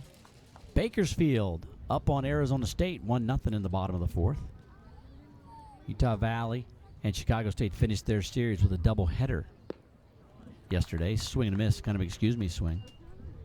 Utah Valley won that series 2-1. They won the first game 4-1, the second game 11-10, and then the doubleheader on Sunday, on Saturday night, they lost that 4-3. So Chicago State salvaged the game. Big swing and a miss. Garcia down 0-2. But everybody putting themselves in a position for a sweep this Sunday. Outside just missed. GCU up 2-0 coming in. Sac State up 2-0 coming in. New Mexico State 2-0 coming in. And right now, New Mexico State looks to be the one that's got that sweep well in hand, up 6-2 in the eighth. One ripped, one hopper, gloved by Bull on the grass, makes the throw. That had some sizzle to it, and Bully stayed with it to make a fabulous play at second for the second out of the inning. Boy, once again, even the outs are just scalded. UTRGV locked in. Yeah, like you said, the seconds where they got 7 of their runs, but all day offensively, they've been all over it. And unfortunately for GCU, it's been... Torres, number 9 hitter, going to get that one down and a 2-out base hit single. Well, that's been the problem, too. Just can't get that third out. I mean, Benavidez got the 2 outs in the fourth and then gave up the double-double in the line-out to score another run. So Torres with a base hit single, and that flips the lineup. You got your leadoff man who struck out twice, granted, but he's also singled, stole a base, and scored.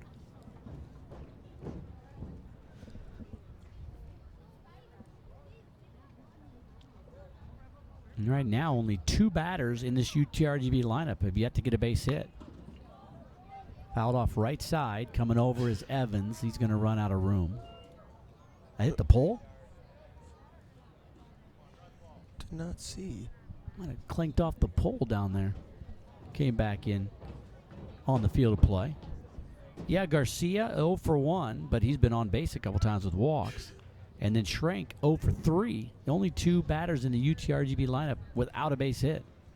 Torres was the third until that base hit right there. The 0-1 to McMahon. Bunting bunts it in the air and gloved by Benavidez, and that is the inning. So no runs on 1 hit. There were no errors and a man left on base. But Lopes got some work to do. We go to the bottom of the 5th. 8-0 UTRGV. Get the best gear to show off your Lope pride. Go to lopeshops.gcu.edu to find everything GCU. From the newest apparel to the coolest accessories, use promo code GCUTV20 to get 20% off for being a GCU TV viewer. Let's paint the valley purple, and as always, Lopes up.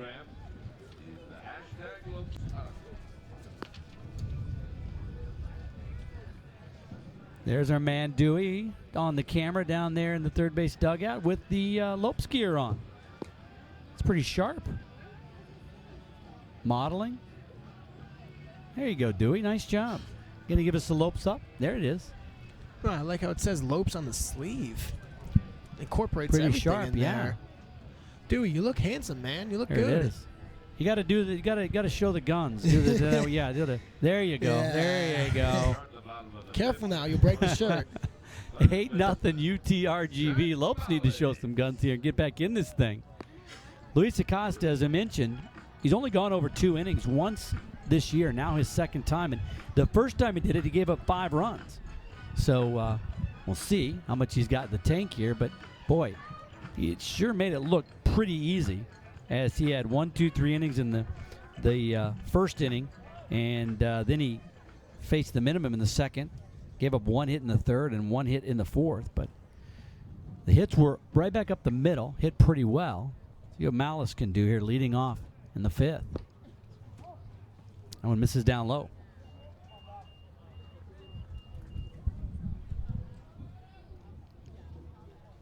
That one looked like a little bit better pitch on the outside corner than some of the ones that they've been getting. The 1-0. That one in there for a strike. 1-1. Looked like he took even more off of that breaking pitch. I don't have a gun up here and how fast he's throwing, but boy, he is really moving his speeds around that one. Very slow breaking pitch. On the outside corner. 2-1. Or 1-2, excuse me. The Lopes got to adjust what they're doing here hitting-wise, because the outside corner, I mean, it's getting larger and larger from Barnes, the home plate umpire. That one ripped down the first base line. Backhand by Garcia Jr. for the out. Nifty play down at first by Victor, and 1 up, 1 down. It was a really nice pick down there at first. Ball kind of ramped up on him at the end, kind of to the chest face area, but a good job of reacting there and short reaction time. Malice hit it well, but good glove work by Garcia Jr. down there. That'll bring up Greg Sines. Sines got the first base hit of the ball game for the Lopes in the 3rd, base hit up the middle. He went to second on a sac bunt and was stranded there. Hackett at the first one, and that one does go off the pole. That one does hit the post, right, yeah. Ricochets down into right field. Gomez hustling all the way over to retrieve it.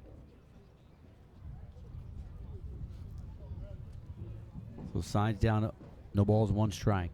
Gray getting 301 on the year, couple of homers, 7 RBI. 1-1 to count to Sines. Sines didn't play the first 2 ball games. Getting the start here is the DH. Wyatt taking a seat on the bench in this one. Started the first 2 games of the series in left field, the 1-1. Breaking pitch, 1-2. Wyatt came in as the hottest hitter in the WAC, hitting .488, leading the conference in hitting in the WAC play, and struggled here against UTRGV, 0 for 8 with a couple of strikeouts, so he gets to take a seat. Sines is in there as a DH, and Pavlica moves over to left. Checked his swing. 2-2.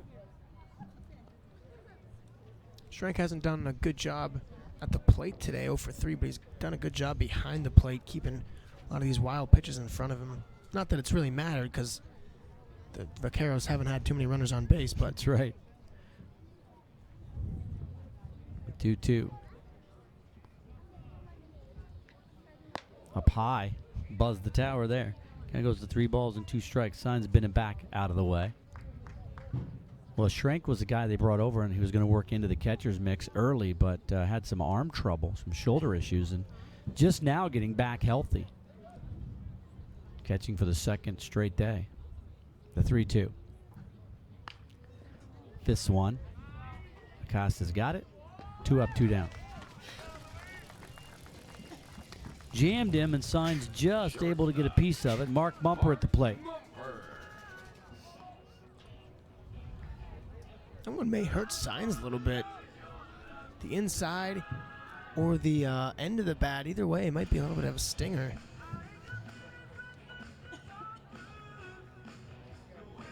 Bumper at the plate. Mark had the sac bunt his last time up.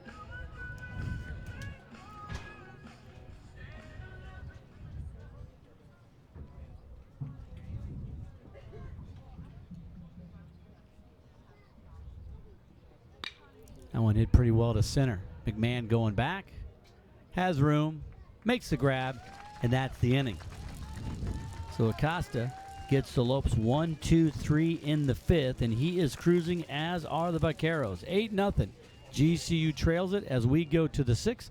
This is Lopes Baseball on GCU TV.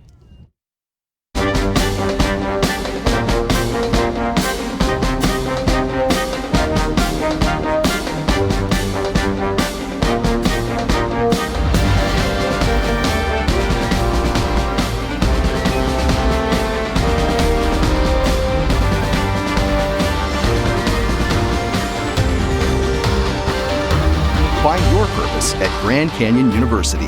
Private, Christian, affordable. Visit gcu.edu. 8-0 UTRGV with the lead. Lopes go to their third pitcher of the contest, and Deegan Hart into the ball game to pitch the sixth inning.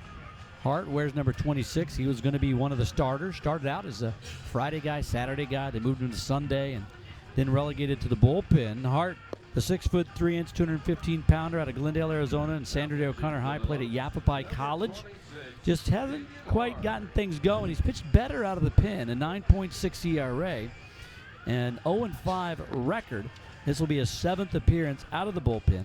In 30 innings, Deegan's given up 38 hits, 37 runs, 32 were earned. He's walked 17 and struck out 25. Opposition hitting .311 against Deegan Hart, so he comes on here.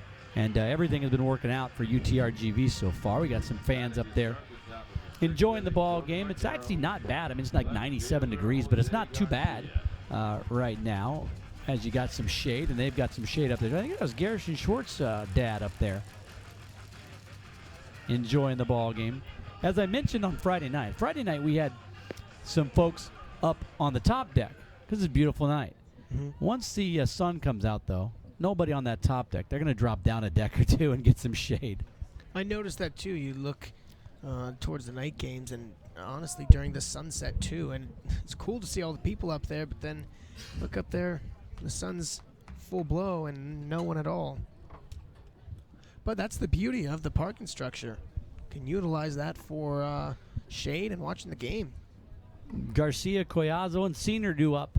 Deegan Hart will get started, and first pitch in there for strike one. Hart into the ball game. We mentioned he struggled as a starter. He has been a reliever of late, his 7th appearance. And, you know, typically as a starter, you would always start off an inning with nobody on in the windup. Hart now is embracing that role out of the pen. He's starting the inning in the stretch. Big swing and a miss on the fastball. No balls and 2 strikes. And that's why Deegan Hart is still very well thought of by the Lopes and very well thought of by the Major League scouts. You look at the record, 0-5, and the runs he's given up, but he's still got that big right arm and that fastball, and that makes the Major League scouts say, hey, we might take this kid, fix a few things here or there. The 0-2. The breaking pitch, strike 3. That's the Deegan Hart we were hoping to see early in the season. Maybe he's getting things going here. Just made short work of Jose Garcia. Overpowered him for the strikeout. Man, painting the corner with that slider. Collazo at the plate. Back-to-back singles, and then should have had another base hit, but LaRouge made a diving play in the 4th inning to rob him. So he's 2 for 3. Strike on the outside corner. He's thinking he should have been 3 for 3. Also scored a run and drove in a run. Boy, Hart's coming in, and I know it's early, but throwing the best we've seen him throw all season. Breaking pitch inside corner. Wow, right after him. Not dancing around Collazo, even though he has been hitting that ball all day. He's been on it, to say the least. Almost took off Malice's glove with that first base hit. The 0-2 gets a piece of that one, skies it out to right. Gary's there, 2 down. Well, I tell you what, Hart not only looks locked in as far as his performance, but just the attitude out there on the mound, you know? He's kind of walking around like he's in charge. It's good to see. Maybe that can get the Lopes going. I mean, they're running out of time. We're in the 6th inning here, but there still is time. They've hung up crooked numbers on the board throughout this series as Senior steps in, but maybe this can get him going. A quick 1-2-3 inning, possibly? Well, the day hasn't been going necessarily the Lopes' way at all. Down 8-0 and down early, so sometimes I think when you get down and you know that the game's kind of slipping away, the pressure kind of slips away a little bit, and you just start to play your game. In the air. Hit pretty well. LaRouge going back. He should get this one. He does on the track, and Deegan Hart comes in and pitches very effectively. What a short, quick work he made of UTRGV in the top of the 6th. They go 1, 2, 3. No runs, no hits, no errors, nobody left on base. But the Lopes need to get rolling here. We go to the bottom of the 6th. 8-0 UTRGV. Spend summer 2017 working towards your future career by investing in yourself with the Career Impact Center's job and internship opportunities. Find your own career-making opportunity today at gcu.edu/career services. Acosta back on the hill, and why not? No action in the pin there. He's got an 8-run lead, and as we mentioned before, this is only the second time he's gone over 2 innings in a ball game this year, but the way he's throwing, they might just leave him out there and he might throw 9. Why not? He's been effective, and I'm not sure, I don't have a pitch count on him, but got to imagine it's pretty low. Yeah, let's take a look here. We got him at 50 pitches through 5 innings. I mean, good grief. That's a fantastic pitch count. That is an unthinkable average per inning. He'll face 9, 1, and 2. So he's got Barnes, Bull, and LaRouge due up to face him. And, we're in the 6th. You've got guys on UTRGV that have already been at the plate 4 times for GCU. This is Griffin Barnes' second at-bat of the ballgame. Barnes flew out to center in his first at-bat. Of course, last night, Barnes came up in the 10th inning after coming into the defensive replacement. Got down in the count 0-2 and then doubled down the right field line. Eventually came around and scored the game-winning walk-off run.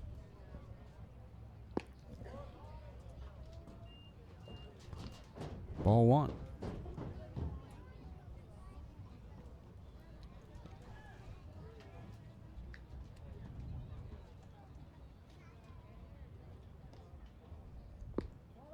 Oh, and 2, or 2-0, excuse me.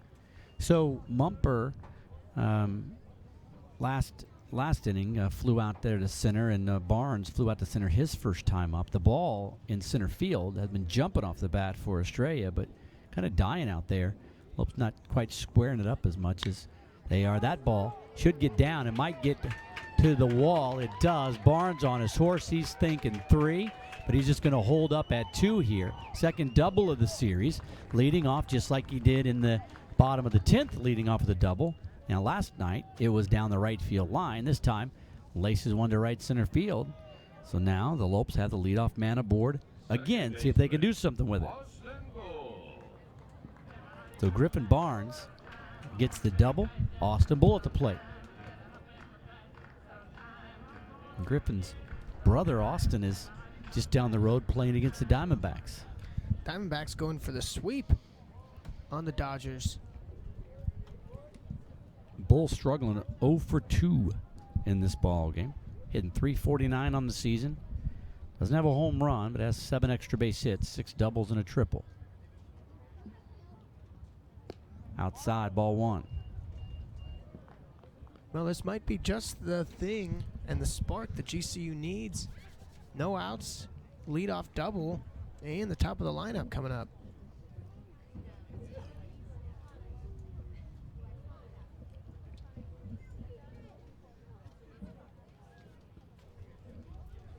So now Acosta taking a lot of time to get ready. 2-0. Now you're up 8-0, and there's no action in the pen right now. We were just talking. He's only thrown 50 pitches coming into the inning. But as a freshman, if you start to labor here, if the Lopes can string a couple things together, and now is Matrana going to come out and have a word? I think he is. So Manny's going to come out and have a chat with his freshman right-hander. You wouldn't seemingly be too worried. You're in the 6th inning. You're up 8-0. The feel of the game has been that UTRGV has just been dominating Grand Canyon. But, we talked about it. Deegan Hart came in and just really made quick work of 2, 3, and 4 hole hitters in that UTRGV lineup and kind of flipped the switch a bit. And the leadoff double. And so Manny Matrana not wanting this game to switch. Now Noah Lee walking down to the bullpen. He's the backup catcher. He was a starter on Friday. But since being tossed from the game, he's been relegated to the bullpen catching role.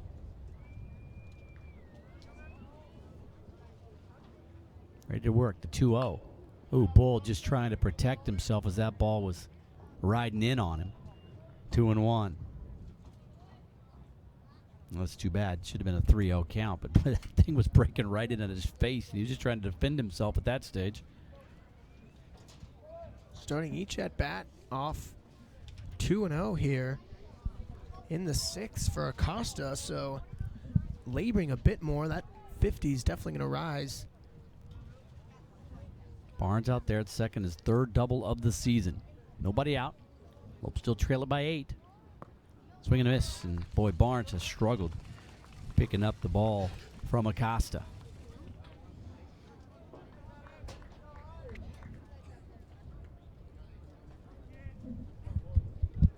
Now Austin taking his time out of the box, trying to get settled. Been a fantastic leadoff hitter for GCU. Burst onto the scene as a freshman last year and played his way into the starting lineup and hasn't given it up this year. 2 balls, 2 strikes, man on second.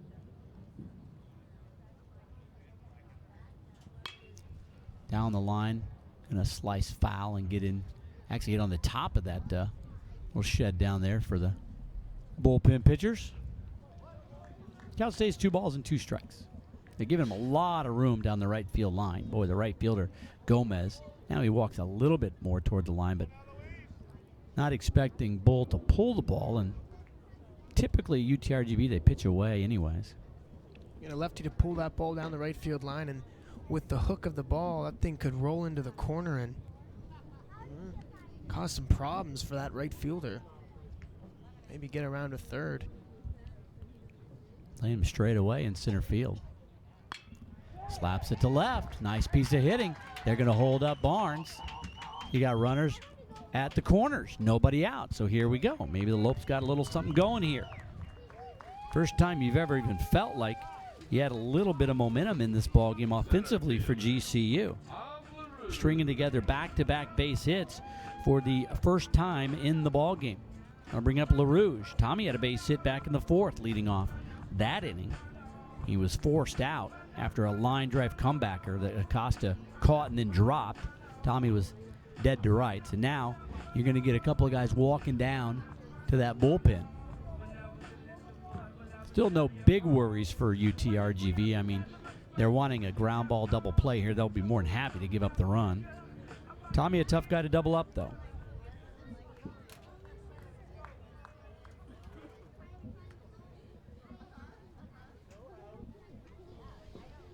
See if they pitch LaRouge away as well.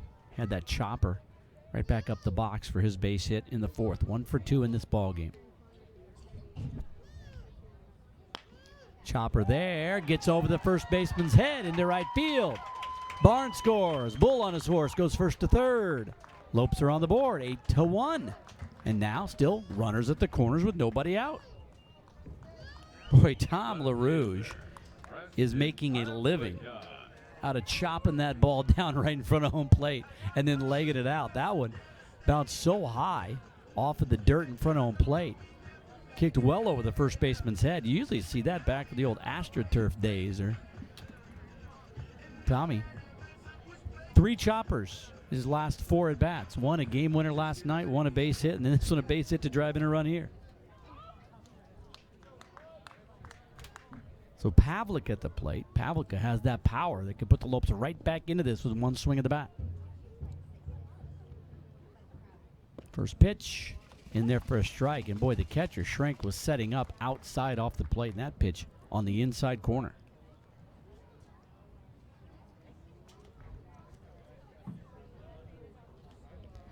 Preston 0 for 2. Strikeout looking in the 1st and a fly out to center in the 4th.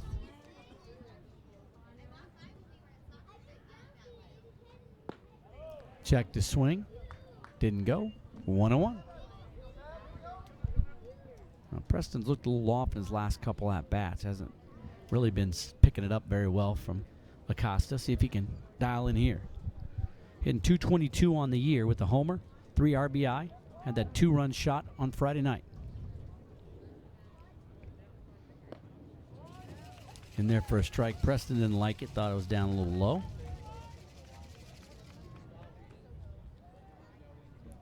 One ball, 2 strike to count.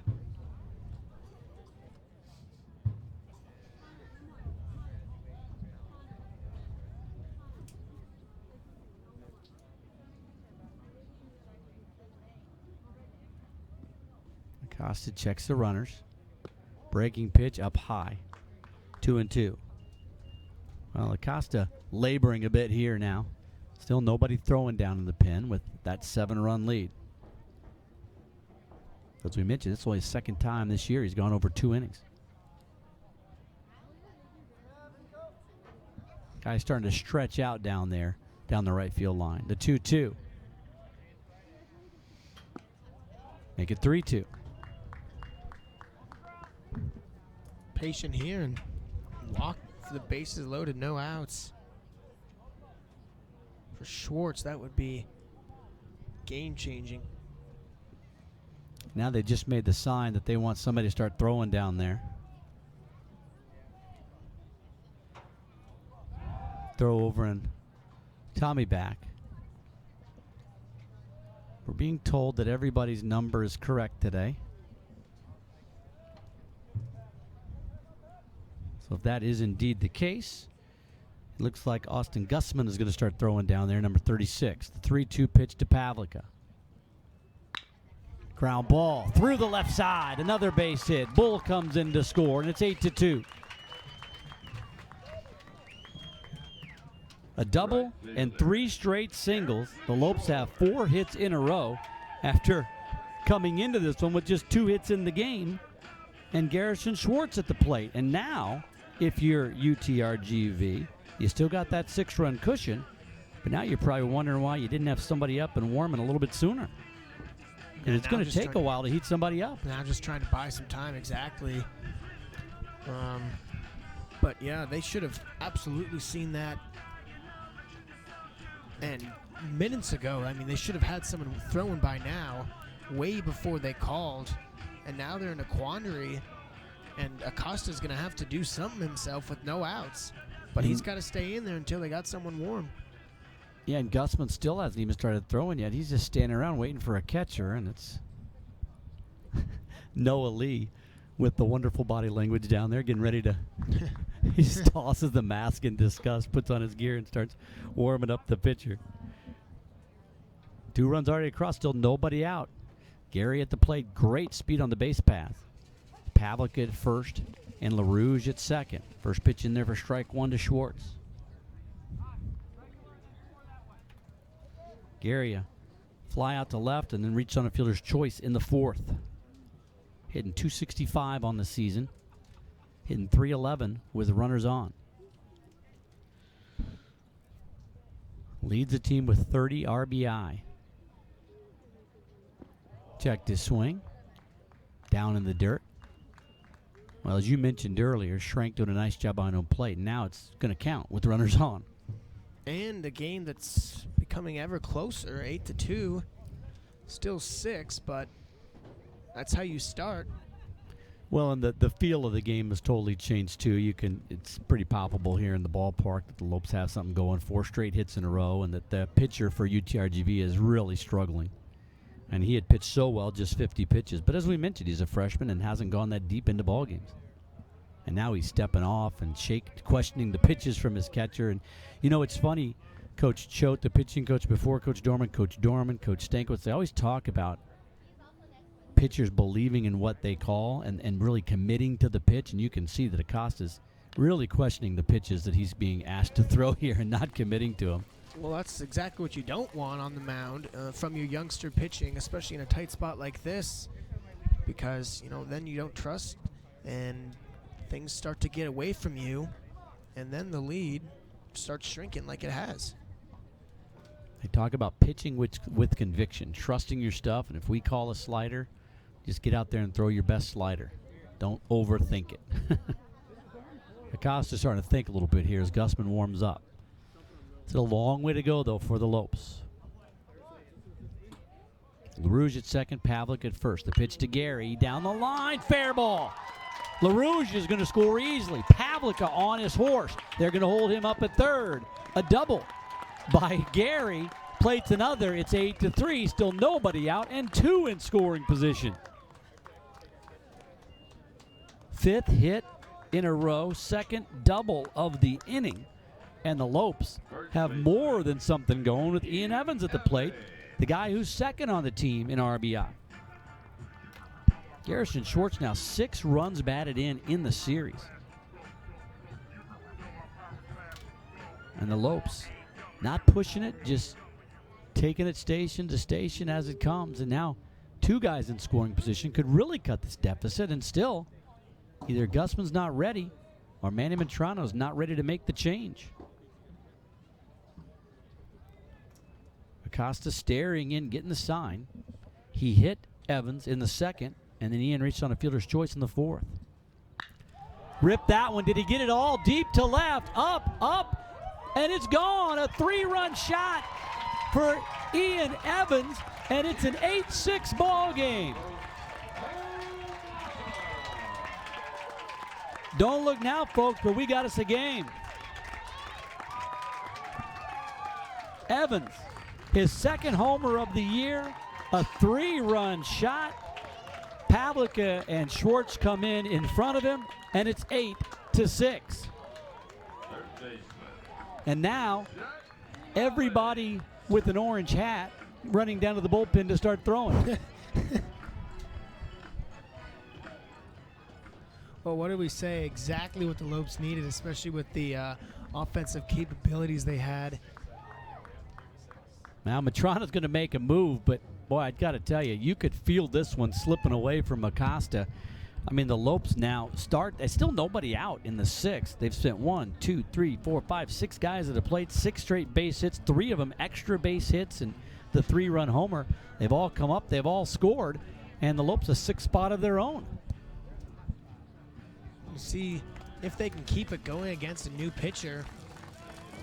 If they can, I mean, don't see why they can't take the lead right now.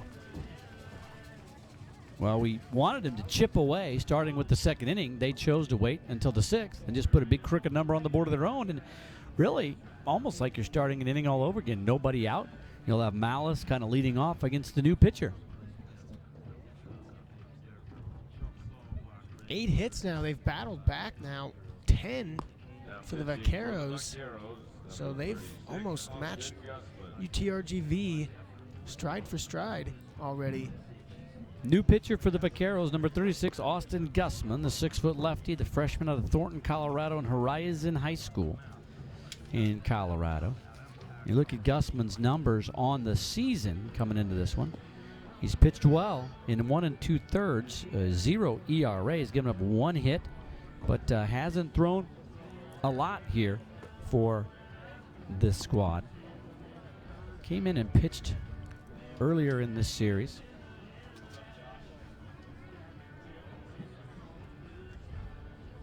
Gussman threw 2/3 of an inning and gave up a base hit in his only appearance in the series. It was in the ball game yesterday. He came in and replaced Kufrovic.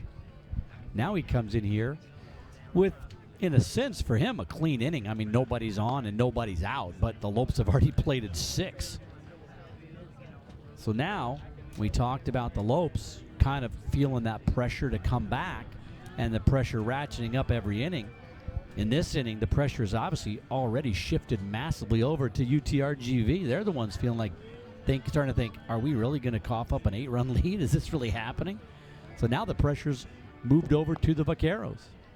In my opinion, even though the Vaqueros have the lead, the Lopes have the advantage because we talked about the mental aspect of the game and the effect things can have on your psyche. And something like this, an inning like this, after leading for so long, you feel comfortable, finally start to relax, and now it's going to be a dogfight through 9, maybe more.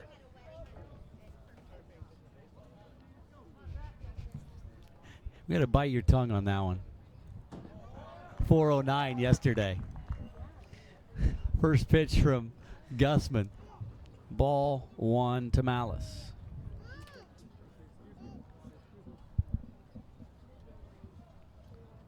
Zachary 0 for 2. Had a ground into that 6-4-3 double play and then ground out to the first baseman unassisted. That pitch in the dirt, 2-0. Well, and you're going to get a little help here. I mean, the Lopes are going to make this new pitcher throw some strikes. Already more action down in the bullpen now. Number 45, Josh Witherspoon, the Friday night starter, warming up. 3-0. And Witherspoon didn't throw too many pitches in that Friday night start, so he'd be ready to go. Through 1 inning, through 36 pitches. That's all he could last Friday night. As he begins to warm in the pen, the 3-0, and he walked him. 7 straight batters have reached base, 6 with base hits, 3 of those extra base hits, and now the walk. And that'll bring up Greg Sines, who has been hitting the ball well. Base hit single in the 3rd and a ground out. A sharp shot back to the pitcher in the 5th. And Greg's got long ball power. We've seen the ball fly when you get into it here today. Greg with 2 homers on the year and 7 RBI. The big blast in this one, the 3-run homer by Ian Evans. Now ball gets away from the catcher.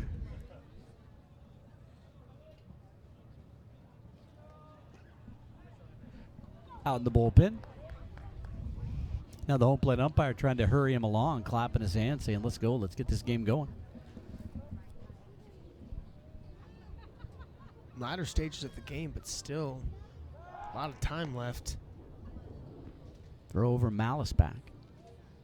Well, now, because the Lopes have put that 6 spot on the board, with the runner on, every batter that comes up is the tying run at the plate.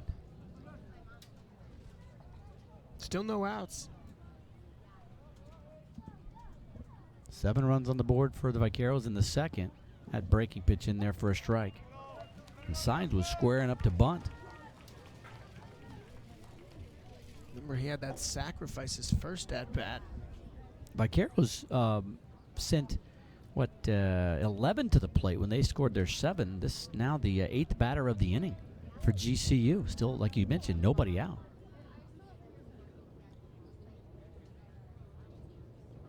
Wow, bounce that one up there. Threw that pitch about 55 feet. He's really messing around with that off-speed pitch and can't seem to get a grasp on it. Watched him warm up in the bullpen. He was low with it the whole time, and then first couple pitches, the first batter he saw here was low too, leading to the walk. 1-1 count to Sines, nobody out. 6 on the board already here in the 6th. Snap throw over.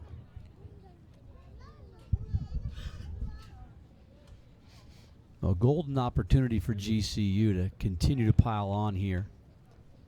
Already put up that big crooked number. Starting to feel really good about themselves here.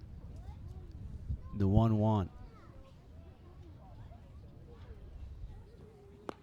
Breaking pitch inside, and you called it, man. He is not throwing the straight ball at all here.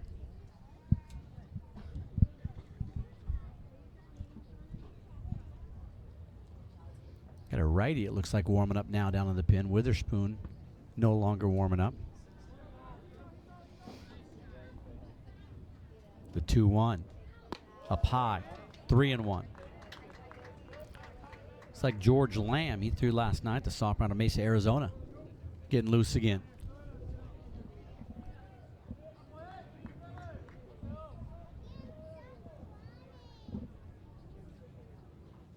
The 3-1.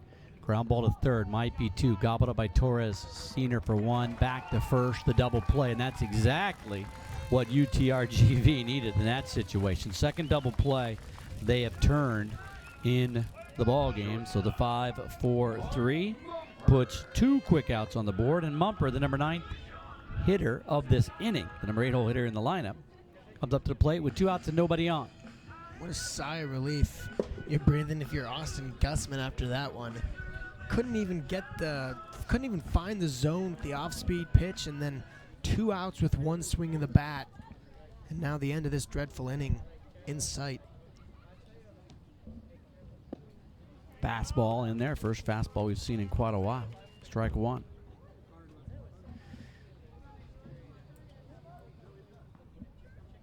Mumper 0 for 1 had the sac bunt back in the 3rd and flew out to center in the 5th.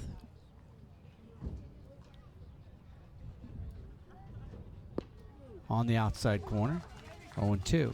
And now Deegan Hart has picked up a baseball and is standing not in the standing right behind the dugout on the concrete there, just playing a little catch, trying to stay loose. As a whole new ball game, Deegan's thinking he can go out there, shut him down, might pitch himself into a W here. 0-2 to Mumper.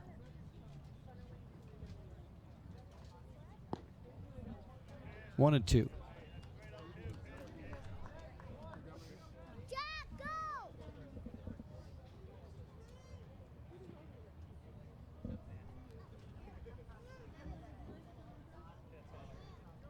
Mumper hitting $193 on the year. One homer.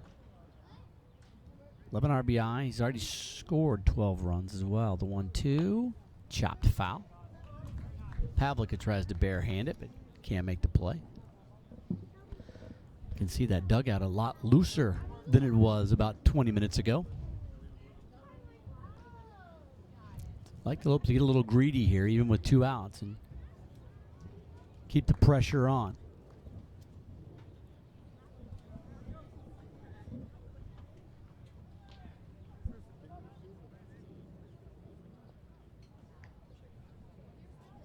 Vaqueros fans had the noisemakers yesterday.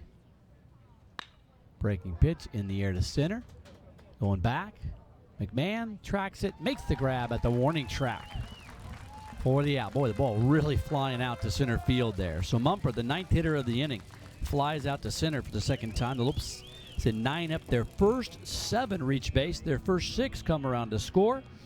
2 doubles and the 3-run homer by Ian Evans, and we got a new ball game here. 8-6. GCU trails by 2 as we go to the 7th. This is Lopes Baseball on GCU TV.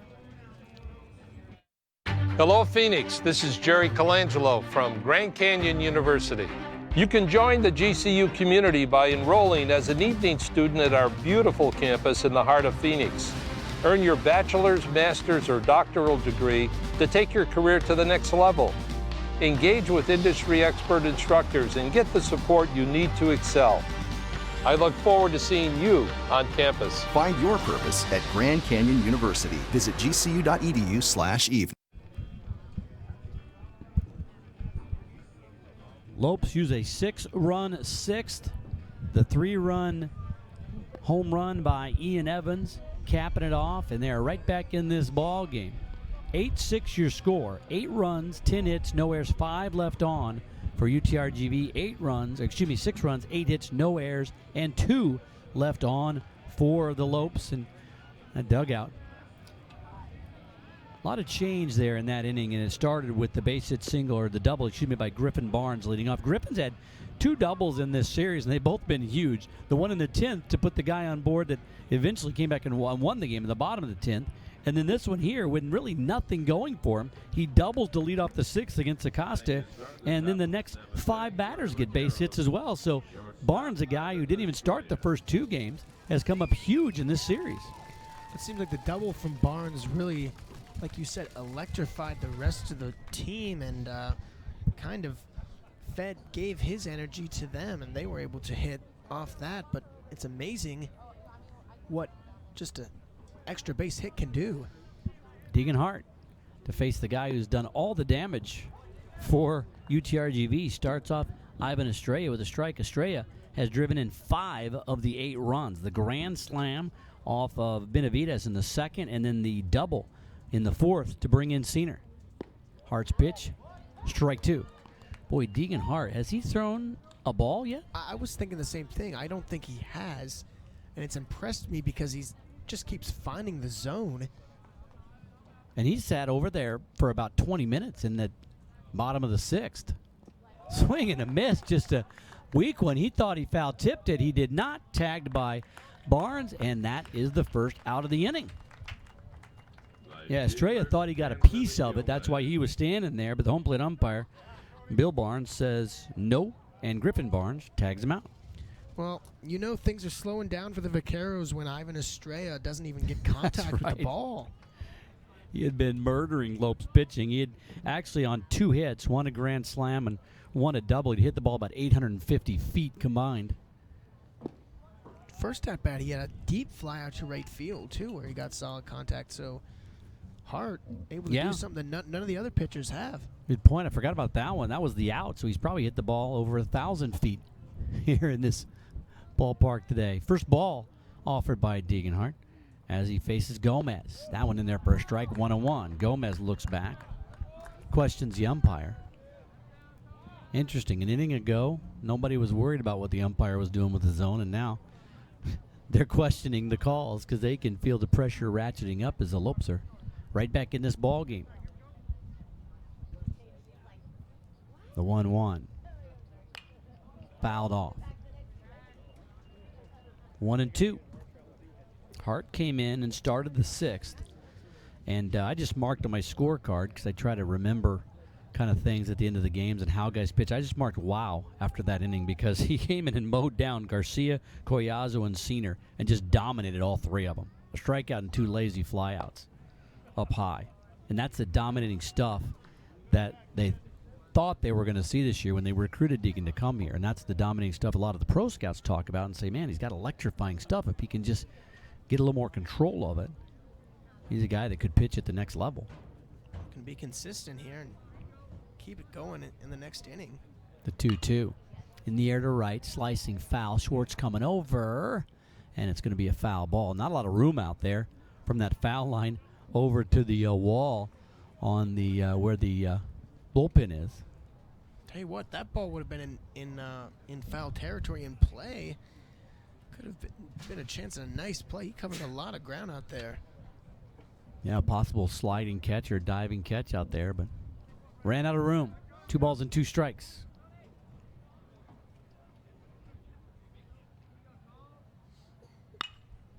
That one hit in the right center field. LaRouche coming over, makes the grab. And now Deegan has retired 5 in a row since coming into the ball game. That'll bring up Nick Schrank. Schrank, one of the only guys on the squad here without a base hit, he and Garcia for UTRGV. Is the new ballpark going to have more room? Have you seen the plans, young Josh Hauser? More room down the right field lines in the new ballpark? Not sure?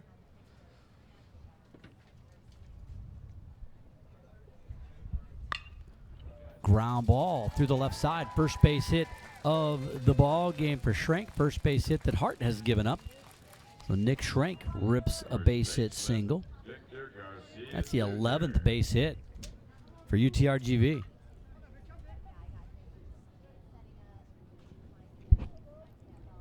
So that'll bring up Victor Garcia Jr. And we know what this guy did. Hit a 2-run bomb in the second. Just obliterated the ball. But since then, a couple ground outs to Bull. One of them was a really hard shot that Bull had to basically just kind of reach out the glove and backhand. Ball gets away from the bullpen catchers for the second time. And that's really the only 2 times I've seen it happen all year. I don't know not sure what they're throwing down there. Waves at an off-speed pitch on the outside. Strike 1. Way out ahead of that pitch. Hart making him look silly. Not easily done.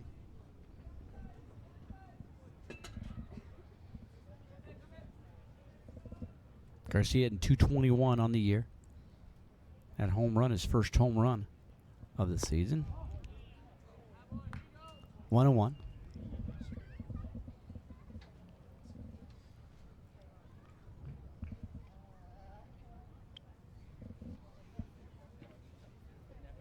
Garcia really in there for his defense. He's played a very good first base. Already made 2 or 3 plays in this ball game. There goes the runner. Throw by Barnes. Has a chance. Nope. Hits the runner. Bull lost it. The ball bounces down in front of him. So stolen base for Schrank. Second stolen base of the ball game for UTRGV. And now they got a runner in scoring position with a 1-ball, 2-strike count. Swiping a base with a catcher. It's not something you see every day. Got a good jump. He didn't look like Hart was paying him a ton of attention over there. Deegan just focused on this batter.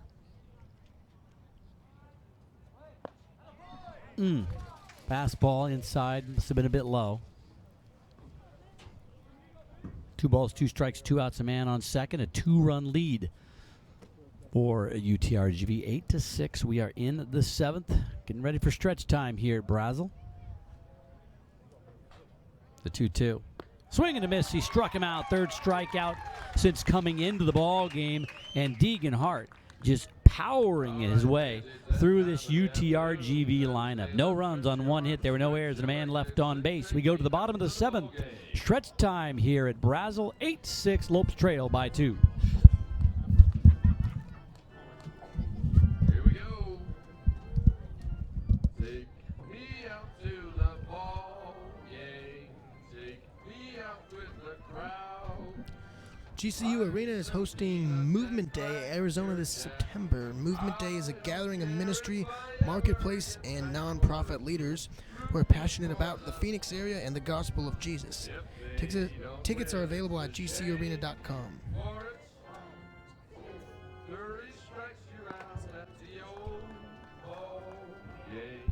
Fans enjoying a little take me out to the ball game, led by our PA announcer Shannon Kelly.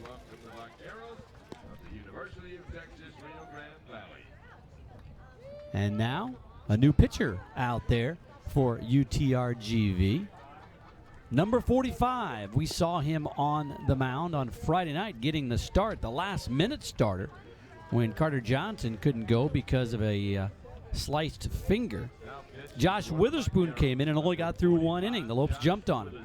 The 6'2", 220-pound junior out of Hoboken, New Jersey, and Cisco College. Witherspoon, a 5.92 ERA, a record of 0-2. In 38 innings, 40 hits, 27 runs, 25 earned. He's walked 24 and struck out 21. Team's hitting .270 against him. So Witherspoon now on as the third pitcher of the ball game. Third pitcher of the ball game for UTRGV, that is.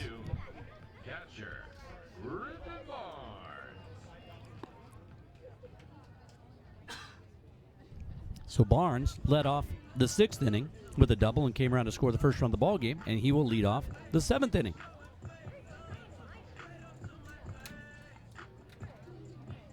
Barnes just 3 at bats in this series, and he's got 2 doubles and 2 runs scored. That is really making the most of your opportunities. Griffin hitting .208 with 1 homer, 4 RBI. Witherspoon working out of the stretch. First pitch on the corner for strike 1.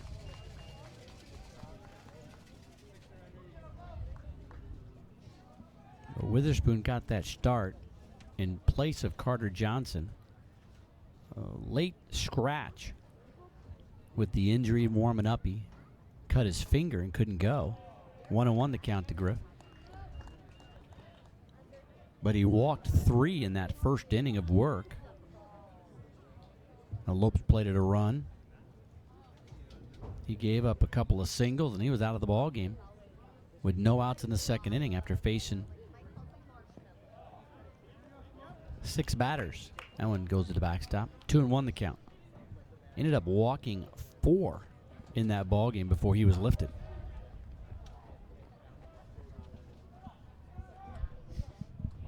New Mexico State has already won. They sweep Northern Colorado 6-2 the final in the ball game today.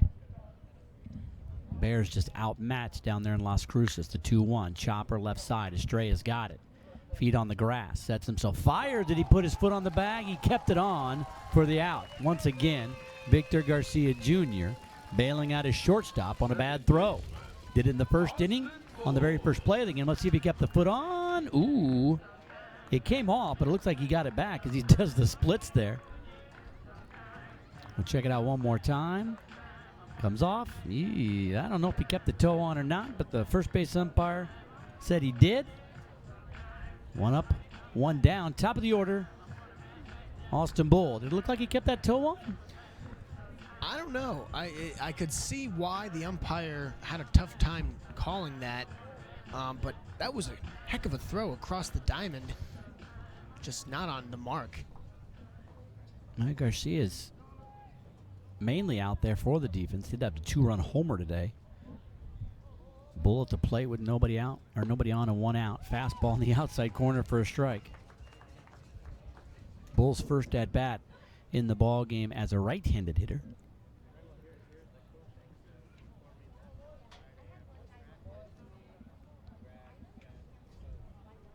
Austin in 354 on the season. Near to right, pretty well hit. Going back, Gomez able to track it down and make the grab for the second out of the inning. We'll bring up Tom LaRouge. Tommy, 2 for 3. Had a ground out to third in the first, a base hit single in the fourth, and singled in a run and scored in the sixth. Part of that 6 consecutive hits to start the sixth. Tom's was the third base hit. That brought in Griffin Barnes with the first run of the ball game. So Witherspoon, much more effective here than in the starting appearance on Friday.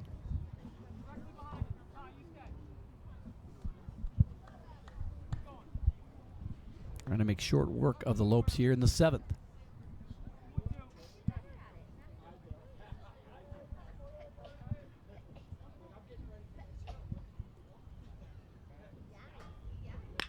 Ground ball right side. Senior on a knee. That's the inning. So Witherspoon comes in and pitches very effectively here in relief. 1, 2, 3. You go the Lopes. No runs, no hits, no errors. Nobody left on base. We go to the 8th. 8-6 ball game. Lopes trail by 2. This is Lopes Baseball on GCU TV. I'm Taylor. I'm a senior here at GCU and I'm studying marketing. Moving on campus is one of the best decisions ever. Being an RA has given me a lot of experience that I think I can carry on through the rest of my life. Throughout my time here at GCU, I've needed $20,000 worth of assistance, but through my on-campus position and the multiple scholarships, I've been able to earn the money each year to pay that back, so by the time I walk across the stage, I'll have no debt. Find your purpose at Grand Canyon University. Private, Christian, affordable. Visit gcu.edu.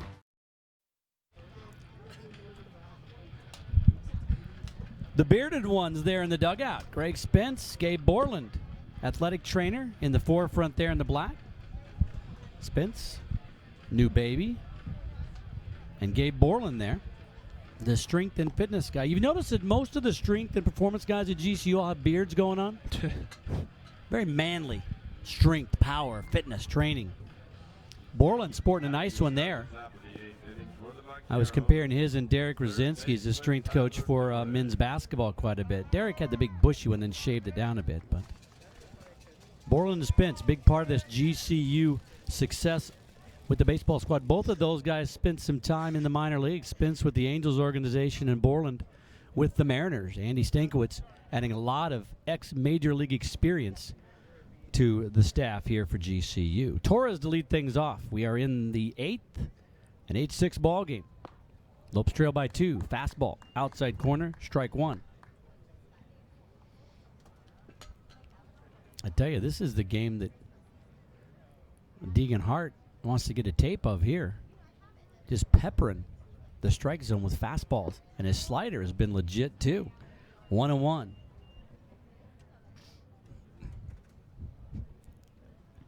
Producer trying to make a few extra dineros here. We'll let him know that you'd be willing to copy this game for him. Ground ball left side. Mumper can't get to it. The base hit. Torres, a leadoff single. Well, they've gotten a couple of base hits off of Deegan, but not hit nearly as sharply as the base hits that were getting wrapped out against Schneider and Benavidez. But the top of the order now. So now Deegan's got to really lock in. McMahon, Garcia, and Collazo do up. You're going to get some action down in the pin. I believe that's going to be A.J. Franks who's going to start warming up down there. It's hard because when he first starts A.J. to loosen up, he throws overhand. Then when he actually starts pitching, he goes to that submarine sidearm. But it looks like A.J. down there. First pitch, Collazo. Could be 2. Oh, nice. Back pick over to first. The double play. And that was Austin Bull right there. Good grief. That ball had some spin on it, and Austin had to backhand it on the short hop. He did it perfectly. Over to Mumper, back to Evans. The 4-6-3. We've seen some very good defense in the middle of the infield from both teams. I'll tell you what, that's not necessarily how you draw it up, because that was a tough play and really worthy of a second look, but a huge play for the pitcher there, and that's just going to clear Hart's psyche again, and he's just going to keep going. Garcia now at the plate with 2 outs and nobody on. Still looking for his first base hit of the ball game. Strike 1 on the first pitch. Now Garcia's been on twice. He walked his first 2 times up, but he popped out to short, and he struck out looking. He was the first batter that Hart faced in the 6th inning, and he retired him, Deegan did, on 3 straight pitches. Bunting, that's going to be a tough play. Hart's got it. Fires, not going to get him. Just a heads-up play by Garcia to get his first base hit. I mean, that was in no man's land because Malice, with the number 3 hole hitter, is not in near the bag. He's back playing a little deep, and what a perfect bunt by Garcia. Well, I guess he had decided that he was not going to be the only one on this roster without a hit. That's right. And had to try a different way, so he put down the bunt. Good, perfectly placed, and no chance really for Hart to pick that up. Yeah, and Malice, not a chance for, I mean, Zach had the better, momentum going and the angle of throw, but he was still a couple steps away when Deegan got there. There was no way anybody was throwing him out. Collazo at the plate now with the runner on and 2 outs. 8-6. UTRGV leads. There goes the runner. That one ripped into left. Is it going to get down? Coming in. Making the grab is Pavlica. Once again, Collazo is just ripping the ball all day today. But Pavlica makes the play, and that is one of the tougher plays to make. A line drive right at you. So hard to judge if it's going to get to you, where it's going to land, and Pavlica makes the grab to end the inning. We go to the bottom of the 8th. 8-6. GCU trails by 2. If you're on campus, check out GCBC for locally sourced coffee, tea, and treats. That's the Grand Canyon Beverage Company located in the Student Union Roadrunner Apartments and Canyon 49. New pitcher as we go to the 8th for UTRGV. And it's going to be George Lamb, number 16. George threw last night. The 6'1", 212-pound sophomore out of Mesa, Arizona, and Desert Ridge High School comes on. Lamb, overall here on the season, 5.68 ERA. In 12 2/3, he's given up 18 hits, 12 runs, 8 earned. He's walked 17 and struck out 21. Opposition hitting .340 against Lamb. Lamb, as we mentioned, has had action in the series here. George threw 1 inning. It was a clean inning. Gave up a hit. It wasn't a clean inning. He didn't get a run across, but gave up a hit, and he walked 3 before being pulled from the ballgame. Boy, what a play in left field by Preston Pavlica. We talked about it in the first inning. Pavlica moving to left, LaRouge to center, Garrison Schwartz in right.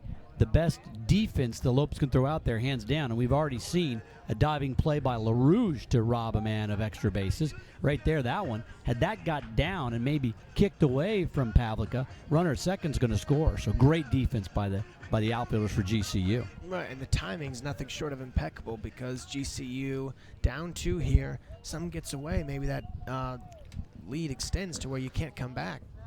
8-6 ball game. Pavlica to lead things off against Lamb. First pitch down low, ball 1. Pavlica struck out looking in the first, flew out to center in the 8th, ripped a single down the left field line in the 6th to drive in a run, and then came around to score a run. That single in the 6th chased Bull in, up high, 2-0. Pavlica all kind of power. Already had a 2-run shot on Friday night in this one. Trying to get aboard to bring the tying run up.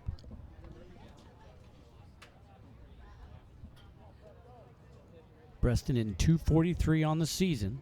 1 homer. Now has 4 RBI. 3-0. As we mentioned, Manny Mantrano had his starter, Luis Acosta, just dealing through 5, only threw 50 pitches, and then the wheels fell off in the 6th, and Manny didn't have anybody up warming up in the pen, and it took him a while to get in there, and by the time the inning was over, the Lopes had 6 on the board. He walked him on 4 straight pitches. That'll drive a coach crazy when you bring a guy in relief, especially when you're up 2 runs and you walk a guy. I mean, that one batter can't beat you. Can't get a 2-run homer with nobody on, so you want him to go out and throw strikes, but 4 straight pitches, and imagine Garrison Schwartz, 2 ways to look at it. Either you take the first one to make him throw a strike, or you expect him just to loft one over the plate to get a strike, and so you tee off on it and go after it. And now Manny Matrana, after the catcher had a visit, is going to go out there and have a visit. And a bullpen that was empty for the first 5 innings. A bunch of guys down there now. Not sure if Matrana's going to make a move here or just talk. He is. So Lamb comes in, faces one batter, throws 4 pitches, all balls, and now we're going to have another pitcher come in. Boy, this game was just cruising along. It looked like a blowout. I mean, we were even having to, as broadcasters, prepare for a possible 10-run rule type of thing. That's just the way the game felt, and the Lopes turned it around. 6 to the plate in a row in the 6th, base hits, and all 6 scored. This ball game now, it looks like UTRGV is just trying to find somebody to make a pitch.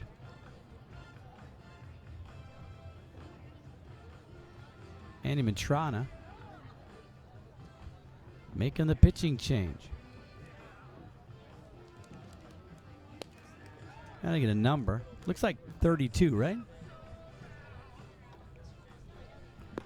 So 32 comes into the ball game. That's Connor Grant.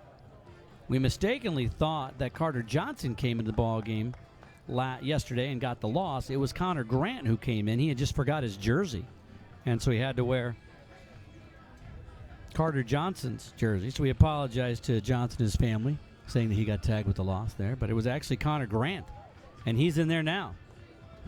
Connor Grant, the 6'3", graduate student out of the University of Iowa. Grant's numbers a 5.74 ERA, a record of 5-5. Does have 1 save in 47 innings. 54 hits, 36 runs, 30 earned, walked 28 and struck out 53. Opposition in 302 against Connor Grant. Grant threw just 2/3 of an inning in that ball game.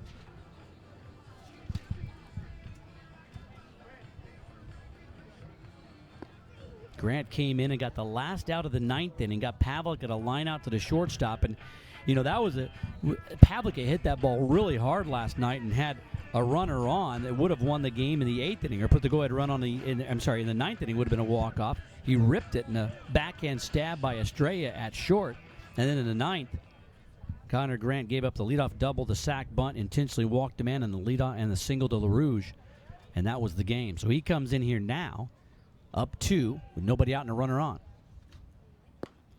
Outside ball 1. So Pavlica at first, 5 straight balls now by UTRGV pitchers in this inning. We are in the 8th, 8-6 UTRGV. They have led the entire way. Throw over and Pavlica dives back. Once again, that ball looked like it almost played the first baseman over there, having to go right into the knees and feet of the runner.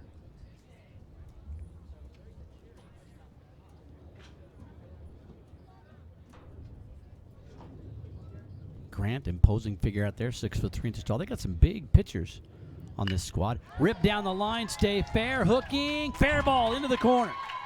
Off the wall. Pavlica on his horse, going to hold up at third. Another double for Gary. And you got the tying runs in scoring position with nobody out in the 8th. Back-to-back doubles for Garrison Schwartz. One to left center. This one ripped down the line. It was hooking and trying to go foul, but he kept it fair. Pavlik all the way to third. Well, Garrison Schwartz was the preseason WAC Player of the Year selection by the coaching staffs for a reason. He has started off slow. It has been a struggle. Even though he started off slow, he still leads the team with 31 RBI. That was his 13th double of the season, and he's starting to heat up here now. No outs, 2nd and 3rd, and, well, the Lopes are thinking, why would we even want to play the bottom of the 9th inning if we can get 3 across here? The man at the plate, a 3-run homer, his last at bat to make it an 8-6 ball game, fouls the first one off. Ian Evans hitting .311, now 2 homers on the year and 27 RBI.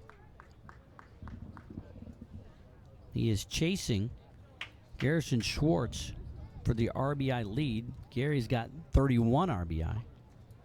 Another 3-run blast here, and Ian would only be one behind him. Down the count, no balls and 1 strike. Up high, 1-1. And the blast by Evans in the 6th to make it an 8-6 ball game. Really a no-doubter. He just tattooed it. And it was funny because Pavlica was down at third and Schwartz was at second, just like it is now. And Gary knew it was gone off the bat, and he was going, and he had to hold up to make sure he didn't pass because Pavlica was just making sure in case something happened. He wanted to be able to tag the 1-1, fouled back. 1 ball, 2 strike to count. Yeah, eerily similar right here. Pavlica had a single, and Gary had a double in the 6th. And then Ian Evans hit the 3-run homer to make it an 8-6 ball game.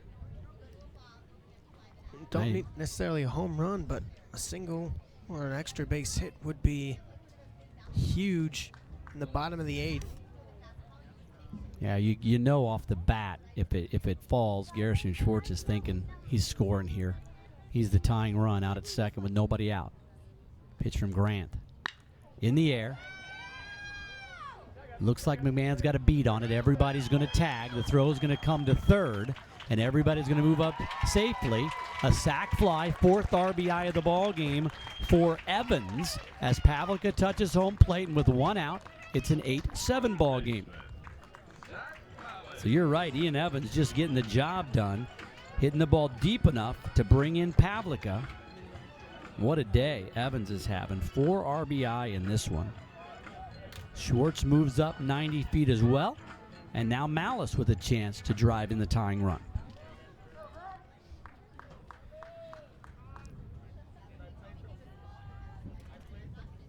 Well, that was one of the changes that Coach Stankiewicz made. He dropped Evans to the 5-hole as opposed to the 3-hole and put Pavlica up there. And so far it's worked out well. He's gotten Evans up with great RBI opportunities, and Ian has driven in 4. First pitch to Malice, outside ball 1.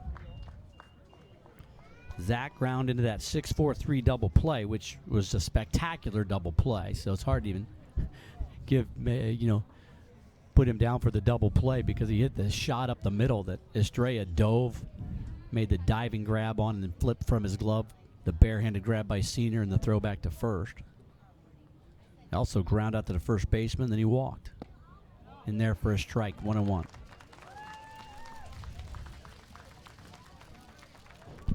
Well, Frank's ready to go if they don't bring Hart back in the 9th. He's just kind of milling around down there. So I'd imagine he's good to go. But the way Deegan is thrown, I just let him come out and finish things off if the Lopes can get the lead here. Definitely if they're still down or if it's a tie game, you'd imagine Deegan would come back out there. Infield is in. Ground ball, right side, base hit. That would have been a base hit even if the infield had not been in. Schwartz scores, 8-8 ball game. The Lopes trailed 7-0, then 8-0 in the 4th, and they have come all the way back to tie this up in the bottom of the 8th inning. Zach Malice, the RBI single, and we are knotted at 8.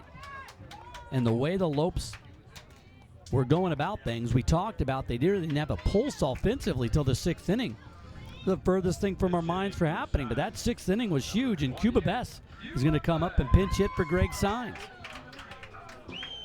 And now we're going to see if they can push the leading run across here and then have Hart come out and shut him down in the top half of the 9th. Bess came on and pinch hit for Wyatt in the 9th inning and drove one to deep center field. It was caught by McMahon. So now you got the go-ahead run, Zach Malice down at first. Zach, a nice job. What a series Zach's been having. Throw over to first. He's back. He had been 0 for 2 today, but now 1 for 3 and drives in the tying run.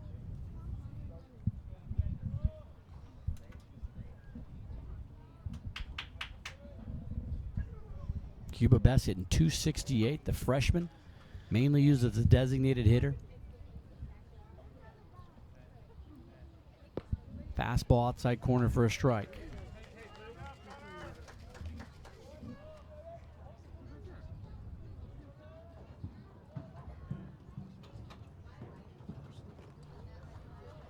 Cuba Bess coming in as a catcher, and then they've tried him out over at first a little bit, trying to find a spot for him because he's got all kind of power. He's been a DH, the throw over. Malice back. We're going to keep a close eye on that runner at first because he gets in a scoring position with one out. That's a big difference. You get something deep, can't necessarily tag and get to third then. So big to keep him over there at first. Malice has stolen 3 bases, 3 out of 5 in stolen bases, not going. The pitch on the outside corner for a strike. And so they're working away from the big lefty, and Cuba's going to have to go out there and reach one. Can tell he's kind of looking for something inside that he can pull. And they're giving him room down the right field line, but that's mainly because they're pitching him outside. And that's the book on most of these left-handed hitters. They're trying to pitch him away.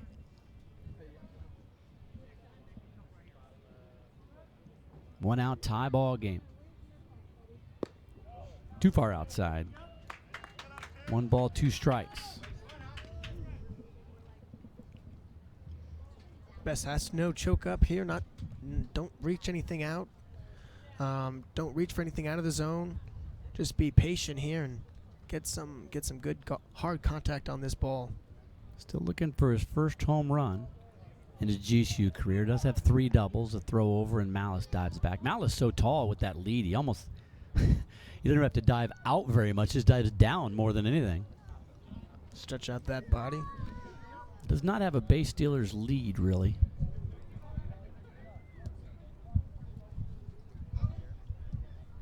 The 1-2. Strike 3, inside corner. Yeah, not a great at bat for Cuba, and he asks the home plate umpire as he walks back. So Tyler Wyatt's going to come up and pinch hit. 0 for 8 in the series, but coming into this series was leading the WAC, hitting .488 in conference play. Mumper will take a seat on the bench here. And I would imagine, probably a couple ways to play it. Guessing ahead, and I always am wrong, but Wyatt could go out and play shortstop. You could move Bull to shortstop, put Wyatt at second, or you could put Dane Stankiewicz out there at shortstop. Might depend on if you get the lead or not. If you get the lead, they might just throw Dane out there, a little more natural shortstop than Ty. But Ty's such a great athlete. He's so valuable to his team. He played every position on the infield last year except catcher.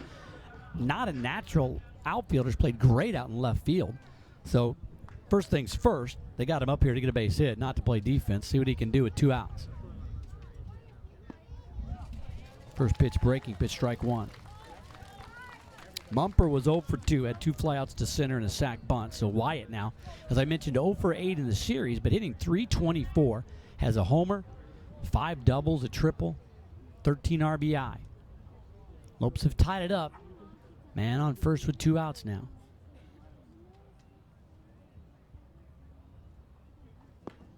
Outside, good frame by the catcher there.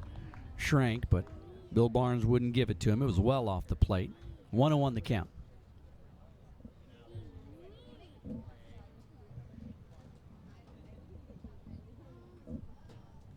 Boy, a big gap between third and short. Torres is right on the line. No doubles. Defense there. Breaking pitch low and inside. 2-1. Now a great count to do something with. Do you get cute here and get Malice on the move, hoping he could score from first on a gapper, or do you play it straight with a 2-1 count? You got to figure Grant's going to come to him. But, yeah, Torres is right on that line at third. Wanted to protect against a possible double that could score a guy from first base. But there's a huge gap out in right field down the line. Malice not going. Chopper to third, a high hop. Torres has it, sets himself, throws, and that is the inning. So the 2 pinch hitters don't get the job done, but the leadoff walk to Pavlica, the double by Schwartz, a sac fly by Evans brings Pavlica home, the single by Malice brings Schwartz home, and we got a whole new ball game. 8 8 your score, and we're going to get a new pitcher for GCU as we go to the 9th. This is Lopes Baseball on GCU TV. There's an exciting new destination for food, fun, and relaxation in the heart of Phoenix. Come to GCU Hotel and Canyon 49 Grill, where our hospitality management students gain hands-on workplace experience and deliver unmatched service right alongside the staff. Enjoy beautiful amenities like the resort-style pool and full-service fitness center. From the gaming lawn and patio to the artisanal coffee and teas of GCBC, you'll never want to leave. Room rate $79 per night. Visit GCUHotel.com to book your. New pitcher for GCU, A.J. Franks. Franks coming into the ballgame. Deegan Hart did just a fantastic job coming in the 6th. He'll get a no decision here because the Lopes didn't take the lead when he was throwing. But boy, Deegan Hart, you can't talk more about what Deegan Hart did coming in to this ball game. So we'll talk about it a little bit after we tell you about A.J. Franks. Franks, the 6'2 senior at Anaheim, California, Kennedy High, and Santa Ana College. A.J., 2.5 ERA, a record of 3-0. He's got 1 save in 39 2/3, 34 hits, 12 runs, 11 were earned. He's walked 5 and struck out 22. Opposition hitting .236 against A.J. And Tyler Wyatt stays in the ball game to play short. He came in and pitch hit for Mumper. Well, Schneider got the start when an inning and 2/3. Benavides went 3 1/3. Deegan Hart goes 3 innings, gives up 3 hits, strikes out 3, faces 11 batters, threw 30 pitches, 25 for strikes. What an outing for Deegan Hart, and kept his team in it. The Lopes responded with 6 in the 6th and 2 in the 8th, and now it's a tie ball game, 8-8 as we go to the 9th, and A.J. Franks is going to face 4, 5, and 6. Senior's first pitch he sees right back up the box. The leadoff man's aboard. Austin Senior has been seeing the ball well. This is the 3rd time he's been on. Had a walk, a double, and now this base hit single up the middle. Right between the legs out there. That was a hard hit ball. Fortunately, it didn't bounce up, hit him in the body. Dangerous batter here, Ivan Estrella.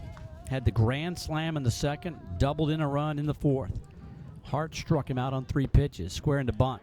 So the guy who just hit the grand slam and bounced one off the wall is going to sacrifice because the go-ahead run is at first. Gotta love the small ball in college baseball, huh? I get it, but I just you get it, but you don't. Hard time. Bunts it foul. I personally am not a fan of it, but everybody does it. But when you got a guy who, as we said, he's hit the ball about 1,200 feet combined in 3 at-bats, I might give him a shot at cranking one out here. At least one shot. Mm-hmm.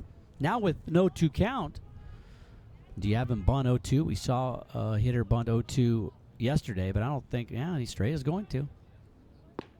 Up high. 1 and 2 the count. Boy, that one just missing outside or high.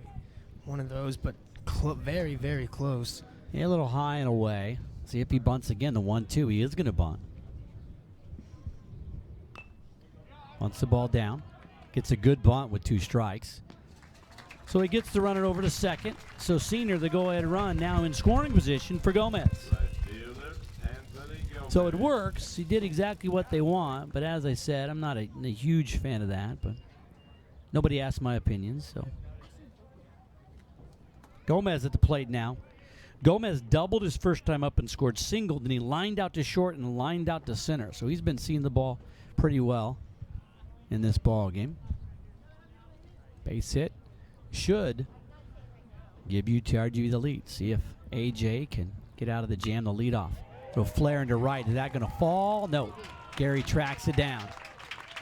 Yeah, Gomez unhappy with himself. He thought he got it a little bit better than that, but boy, Garrison Schwartz, we talk so much about his, offensive prowess. I mean, he was a WAC freshman of the year. He's the preseason WAC player of the year this year, but he plays a very solid right field. I mean, he doesn't give up anything out there in right defensively. Above average defender, and when you pair him with LaRouge and Pavlica around the horn, We talked about it. Fantastic defense for the Lopes. Schrank at the plate with 2 outs. Man on second. Ground ball. Malice has it. Checks the runner. Throws to first. That's the inning. Lopes have a chance to walk it off for the second night in a row. This time in the bottom of the ninth. 8-8 ball game. As we go to the ninth, it'll be Barnes, who, by the way, folks, led off the 10th last night with a double and came around to score the winning run. Barnes, Bull, LaRouge due up in the bottom of the ninth. 8-8 ball game.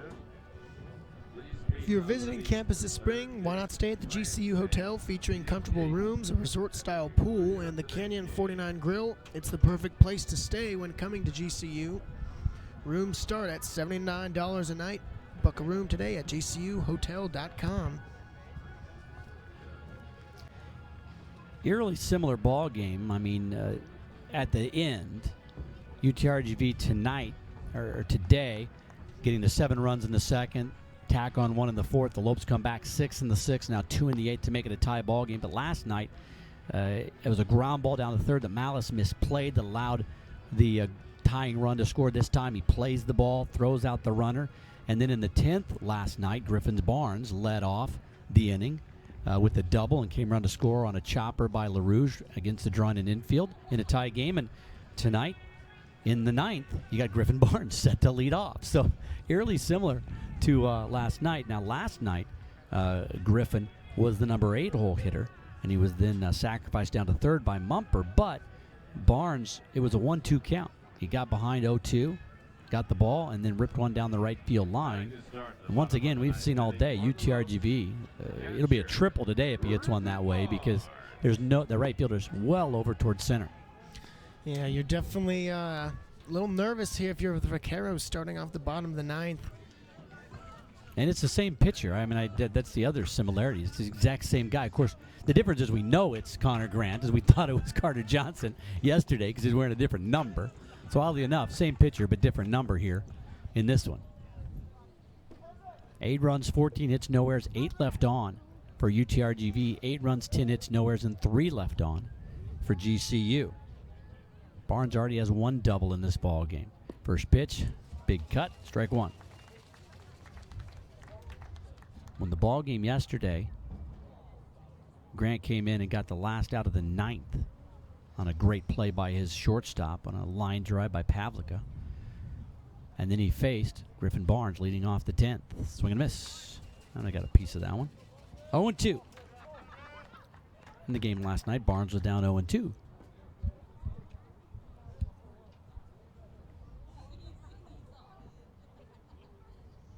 Just got to stay alive here. Be patient. Swing at anything that's close. Outside 1-2. And this was the count that Barnes hit one down the right field line for the leadoff double. Less than 24 hours ago.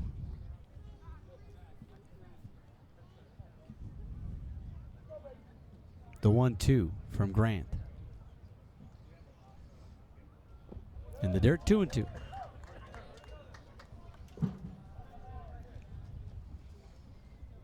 Top of the order on deck, Bull and LaRouge.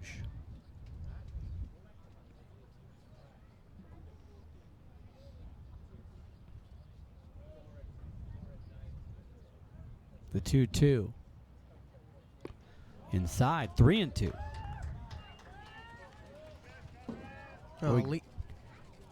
Putting the lead off on here, it would be huge for the Lopes. Just gives yourself some room. Maybe try and move him over with a sacrifice. The payoff pitch to Barnes. Swing and a miss. He struck him out. So leadoff batter retired. Now with 1 out, top of the order, Austin Bull. Bull 1 for 4 and scored a run. Ground out to short. Struck out swinging. Base hit single in the 6th, then came around to score on the single by Pavlica. Then a fly out to right. So Austin hitting .351 has a .450 on base percentage. Spectacular for a leadoff man, getting on base almost half the time. Lopes need a base runner here. First pitch. Swing and a miss. Big cut by Bull. Obviously, they love his discipline and his approach at the plate. Great leadoff hitter for GCU, and they've said they expect him to kind of grow into a little more power as well. Power numbers, no home runs, just 1 triple, about 6 doubles. To the right side, Garcia gonna flip to Grant. 2 up and 2 down. So now, if Tom wants to get a walk-off for the second consecutive game in a row, he's going to have to hit one out of the park. But he has done just that. 1 homer on the year. Does have 17 RBI.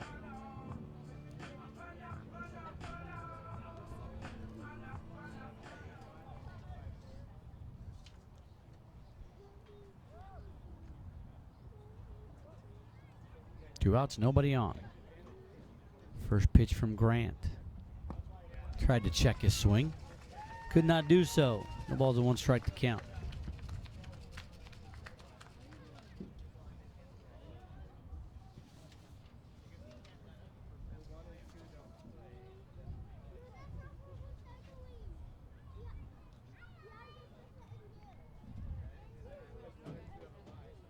Yo 1.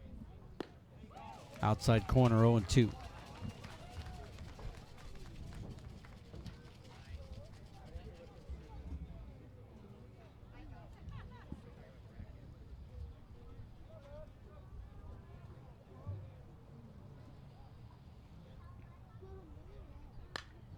Fouled off. LaRue staying alive. Tom in this one, 2 for 4 with a run and an RBI. Had the ground out to third in the first inning. Single in the 4th, singled in a run and scored in the 6th, and then ground out to second in the 7th. Connor Grant having his most effective inning thus far, tying the first 2, a strikeout and a ground out. Missed outside. Hit the spot his catcher wanted, just too far out. 1 ball, 2 strikes. Always a little nervous on a fastball in the outside corner when you hit the catcher's mitt today, because Barnes has had a little bit of an extension on that outside part of the plate at times. So the 1-2. See what Grant comes back with to Tommy. Strike 3, inside corner. And that is the inning. And for the second game in a row, we go to extras. 8-8 ball game as we go to the 10th. This is Lopes Baseball on GCU TV. Learn the art of hospitality management at GCU, right in the heart of Phoenix, Arizona, a top tourism market bustling with opportunity for our hospitality students. Join the student team at GCU Hotel, delivering unmatched service plus amenities like the Oasis Pool, Fitness Center, and Canyon 49 Grill. Learn golf management at GCU Championship Golf Course, featuring over 7,200 yards of expansive tees and tree-lined fairways. Find your purpose at Grand Canyon University. Visit gcu.edu. What's that? A.J. Franks back on the mound. He came in the 9th, and now he's back there in the 10th. So for the second game in a row, we go into extra innings. Lopes got a walk-off win in the bottom of the 10th in the ball game yesterday, but that was the game the Lopes had the lead, and then UTRGV came back and tied them. In this ball game, if you had told us we'd be in extra innings at about the 4th or 5th inning, we'd have told you were crazy. It was an 8-0 lead. The wheels fell off for the starter, Luis Acosta, in the 6th. 6 hitters in a row reached base and scored. And Lopes just tied it up in the 8th. And now we got an 8-8 ball game in the 10th. Victor Garcia Jr., Tyler Torres in the top of the order to face Franks. Franks gave up a lead-up single.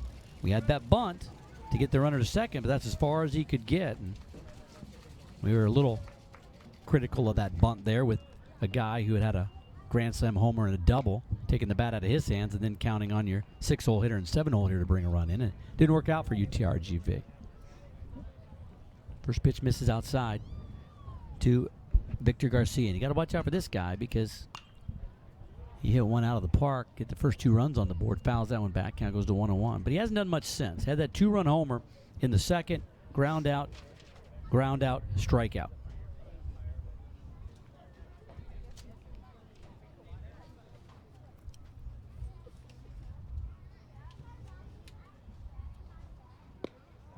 Missed the outside corner. And it looked like it was wide, but the way the strike's been called on the outside corner, I'm not sure where that one missed. Yeah, that one looked pretty good, especially with the release from the sidearm. Came in on him, jammed him, pop up, shallow center field. Tommy making the grab. One up, one down. That'll be the number 9 hole hitter, Tyler Torres. Torres ground out to third, a line out to left, base hit single in the 5th, and a single in the 8th. So Torres is coming alive here. Back-to-back hits, his last 2 at-bats, 2 for 4 on the day. Outside corner there for strike 1. Torres, as we mentioned, 2 for 4 on the day, and fouls that one off. Count goes to 0-2. Now 4 for 13 on the series. Lopes won game 1 of the series, 9-4 on Friday. Jake Wong got the win. There was no save in that one. Outside 1-2. They won in 10, the walk-off by LaRouge, the chopper up the middle to plate Barnes to win that ball game. That was a 5-4 ball game. Malachy got the win in that one. His first win as a Antelope. That one's going to get through the right side for a base hit. So Torres, 3 consecutive base hits, his last 3 at-bats, and now go ahead and run on board. Top of the order coming up, Conrad McMahon.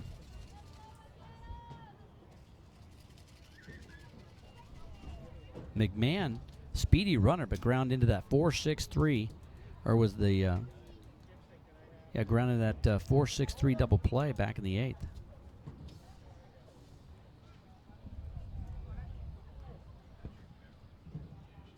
That was the great play by Bull. Little chopper to second. Can they turn 2 here? Going to tag the runner. The throw to first. Not in time. Well, Bull thought about flipping it back to Wyatt, but the runner was right there, able to make the tag on Torres for the lead runner. So now, a speedier runner, McMahon at first, but 2 outs. McMahon reaches on the fielder's choice.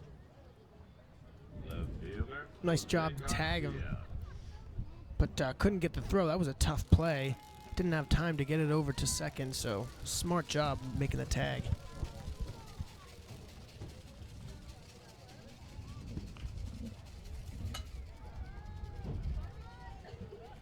McMahon already with the steal. The quick throw over. Ooh, boy, spun his feet a little bit there. He hops up and kind of puts his arms out to the side like, what in the world? That was a quick toss, and AJ almost got him. I was going to say, he's already got 1 steal in this ball game. Another throw over and another close play.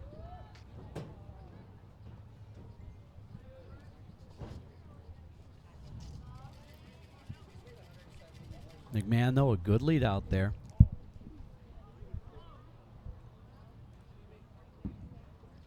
AJ's pitch, he goes. Barnes the throw. Good throw, get him, and they do. A good jump of Barnes. A cannon put it right on the bag. The catch, dropped it right on the helmet there, and that is the last out of the inning. Wyatt applies the tag, but Barnes, fantastic throw. And we go to the bottom of the 10th. Heart of the order. Pavlica, Schwartz, Evans due up for the Lopes. We're knotted at 8. If you're visiting campus this spring, stay at the GCU Hotel, featuring comfortable rooms, a resort-style pool, and the Canyon 49 Grill. It's the perfect place to stay when coming to GCU. Book a room today at gcuhotel.com. So the caught stealing of McMahon ends the threat, and it wasn't a huge threat, but ends the inning. Griffin Barnes. Boy, Griffin Barnes, a guy who didn't really factor into this series because Meyer had been playing so well. Meyer got the start in the first 2. They pulled Josh for a pinch runner, so they put Griffin in as a defensive replacement yesterday. He got the double in the 10th, came around to score the winning run, so he earns himself a start here. And he got it going in the 6th inning. The Lopes were dead to rights going into the 6th, and he got the leadoff double. The next 5 guys behind him all got base hits, got him back in the game, and then a huge throw out of a runner there. And McMahon trying to get his second. So Barnes having a great day and getting a little chat from his skipper, Andy Stankiewicz. And now Stankiewicz remembers, hey, I got to go put the hard helmet on and get out there and coach third base. Looked like the coach was actually coaching him up on hitting there. Griffin's got the defense figured out. He was talking about something with the swing there. Pavlik to lead things off. Heart of the order. Best chance for GCU here to walk it off in the bottom of the 10th for the second consecutive ball game. Connor Grant was the pitcher on the mound when that happened in the 10th. He's on the mound right now.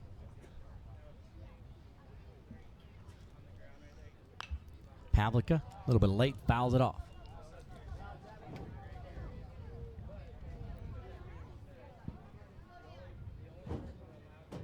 Well, we were in the 10th yesterday, and it was 4 hours and 10 minutes in. We're just 3 hours in here, and this one we're in the 10th.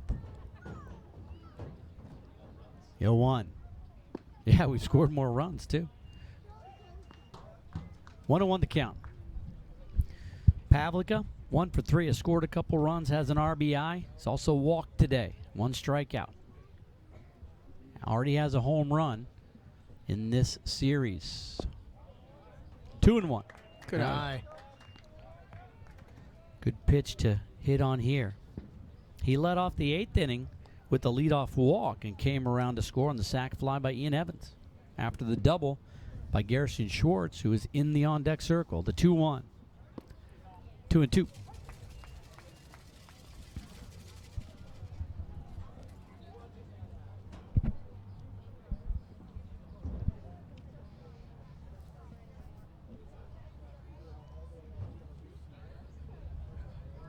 The pitch. Outside, count goes full. 3 balls and 2 strikes. It was a 4-pitch walk by George Lamb, the only batter that Lamb faced in the leading off the 8th inning, that gave Pavlica the walk. Connor Grant came in to replace Lamb, and he's been the pitcher since. The 3-2. Ripped down the third base line, past the third baseman into left field. Pavlica on his horse, heading for second, and he will cruise in there with a leadoff double. Well, the name's different, but the start to the 10th is the same for the Lopes for the second game in a row. A leadoff double. That ball was tattooed. 3-2, and he got all of that thing. That thing was on Torres, the third baseman. He made the dive, the quick reflexes, but not a chance. That ball was just smoked. Arrow out of the quiver. I love the archer there at second, too. Fire the shot. Well, last night, Mumper came up and bunted the man over. They're at the corners. Garrison Schwartz, back-to-back doubles. Let's see what Gary does here. Connor Grant taking forever to get the sign. And now he's ready to go. First pitch to Gary. Ripped up the middle. If it gets through, it could be the game. Pavlica on his horse, rounding third. Lopes win. Lopes win, coming back from 8 runs down in the 6th inning and get the walk-off victory in the bottom of the 10th for the second night in a row. 9-8 your final. Garrison Schwartz being doused with the water bottles. They've ripped his shirt off of his back and now doused with the bucket of water. What a ball game. Garrison Schwartz, the preseason WAC Player of the Year, has struggled through this year, not playing up to par in his estimation, but coming through once again in this series and gets the RBI to win the game. He's got 7 ribby in the series, and he finished out a double in the 6th, a double in the 8th, and the base hit single to win the ball game here. Oh my, and Alex, it looked like the Lopes were dead to rights going into that 6th inning. Had 2 hits in the whole ball game, had nothing going, and they're able to put 6 on the board, then 2 on the board in the 8th, and they walk it off in the bottom of the 10th for the second night in a row. What a game. I mean, determination. Look out, New Mexico State. This team has got it all. And it just proves that you got a team that one of the only two in the WAC above 500, of course now 500, and down 8-0 from the fourth inning on, and they win it in 10. The Lopes maintain their half-game lead over New Mexico State. Those two teams will match up for the series in Las Cruces. And GCU, the big walk-off win. Boy, what an exciting ball game. The Lopes all smiles and handshakes. Thanks so much for tuning in. Lopes baseball returns on Tuesday at 7 p.m. That's the 25th to take on the University of Kansas. Follow Grand Canyon University on Twitter, Facebook, and Instagram. Don't forget to subscribe to our YouTube channel at youtube.com/GCU.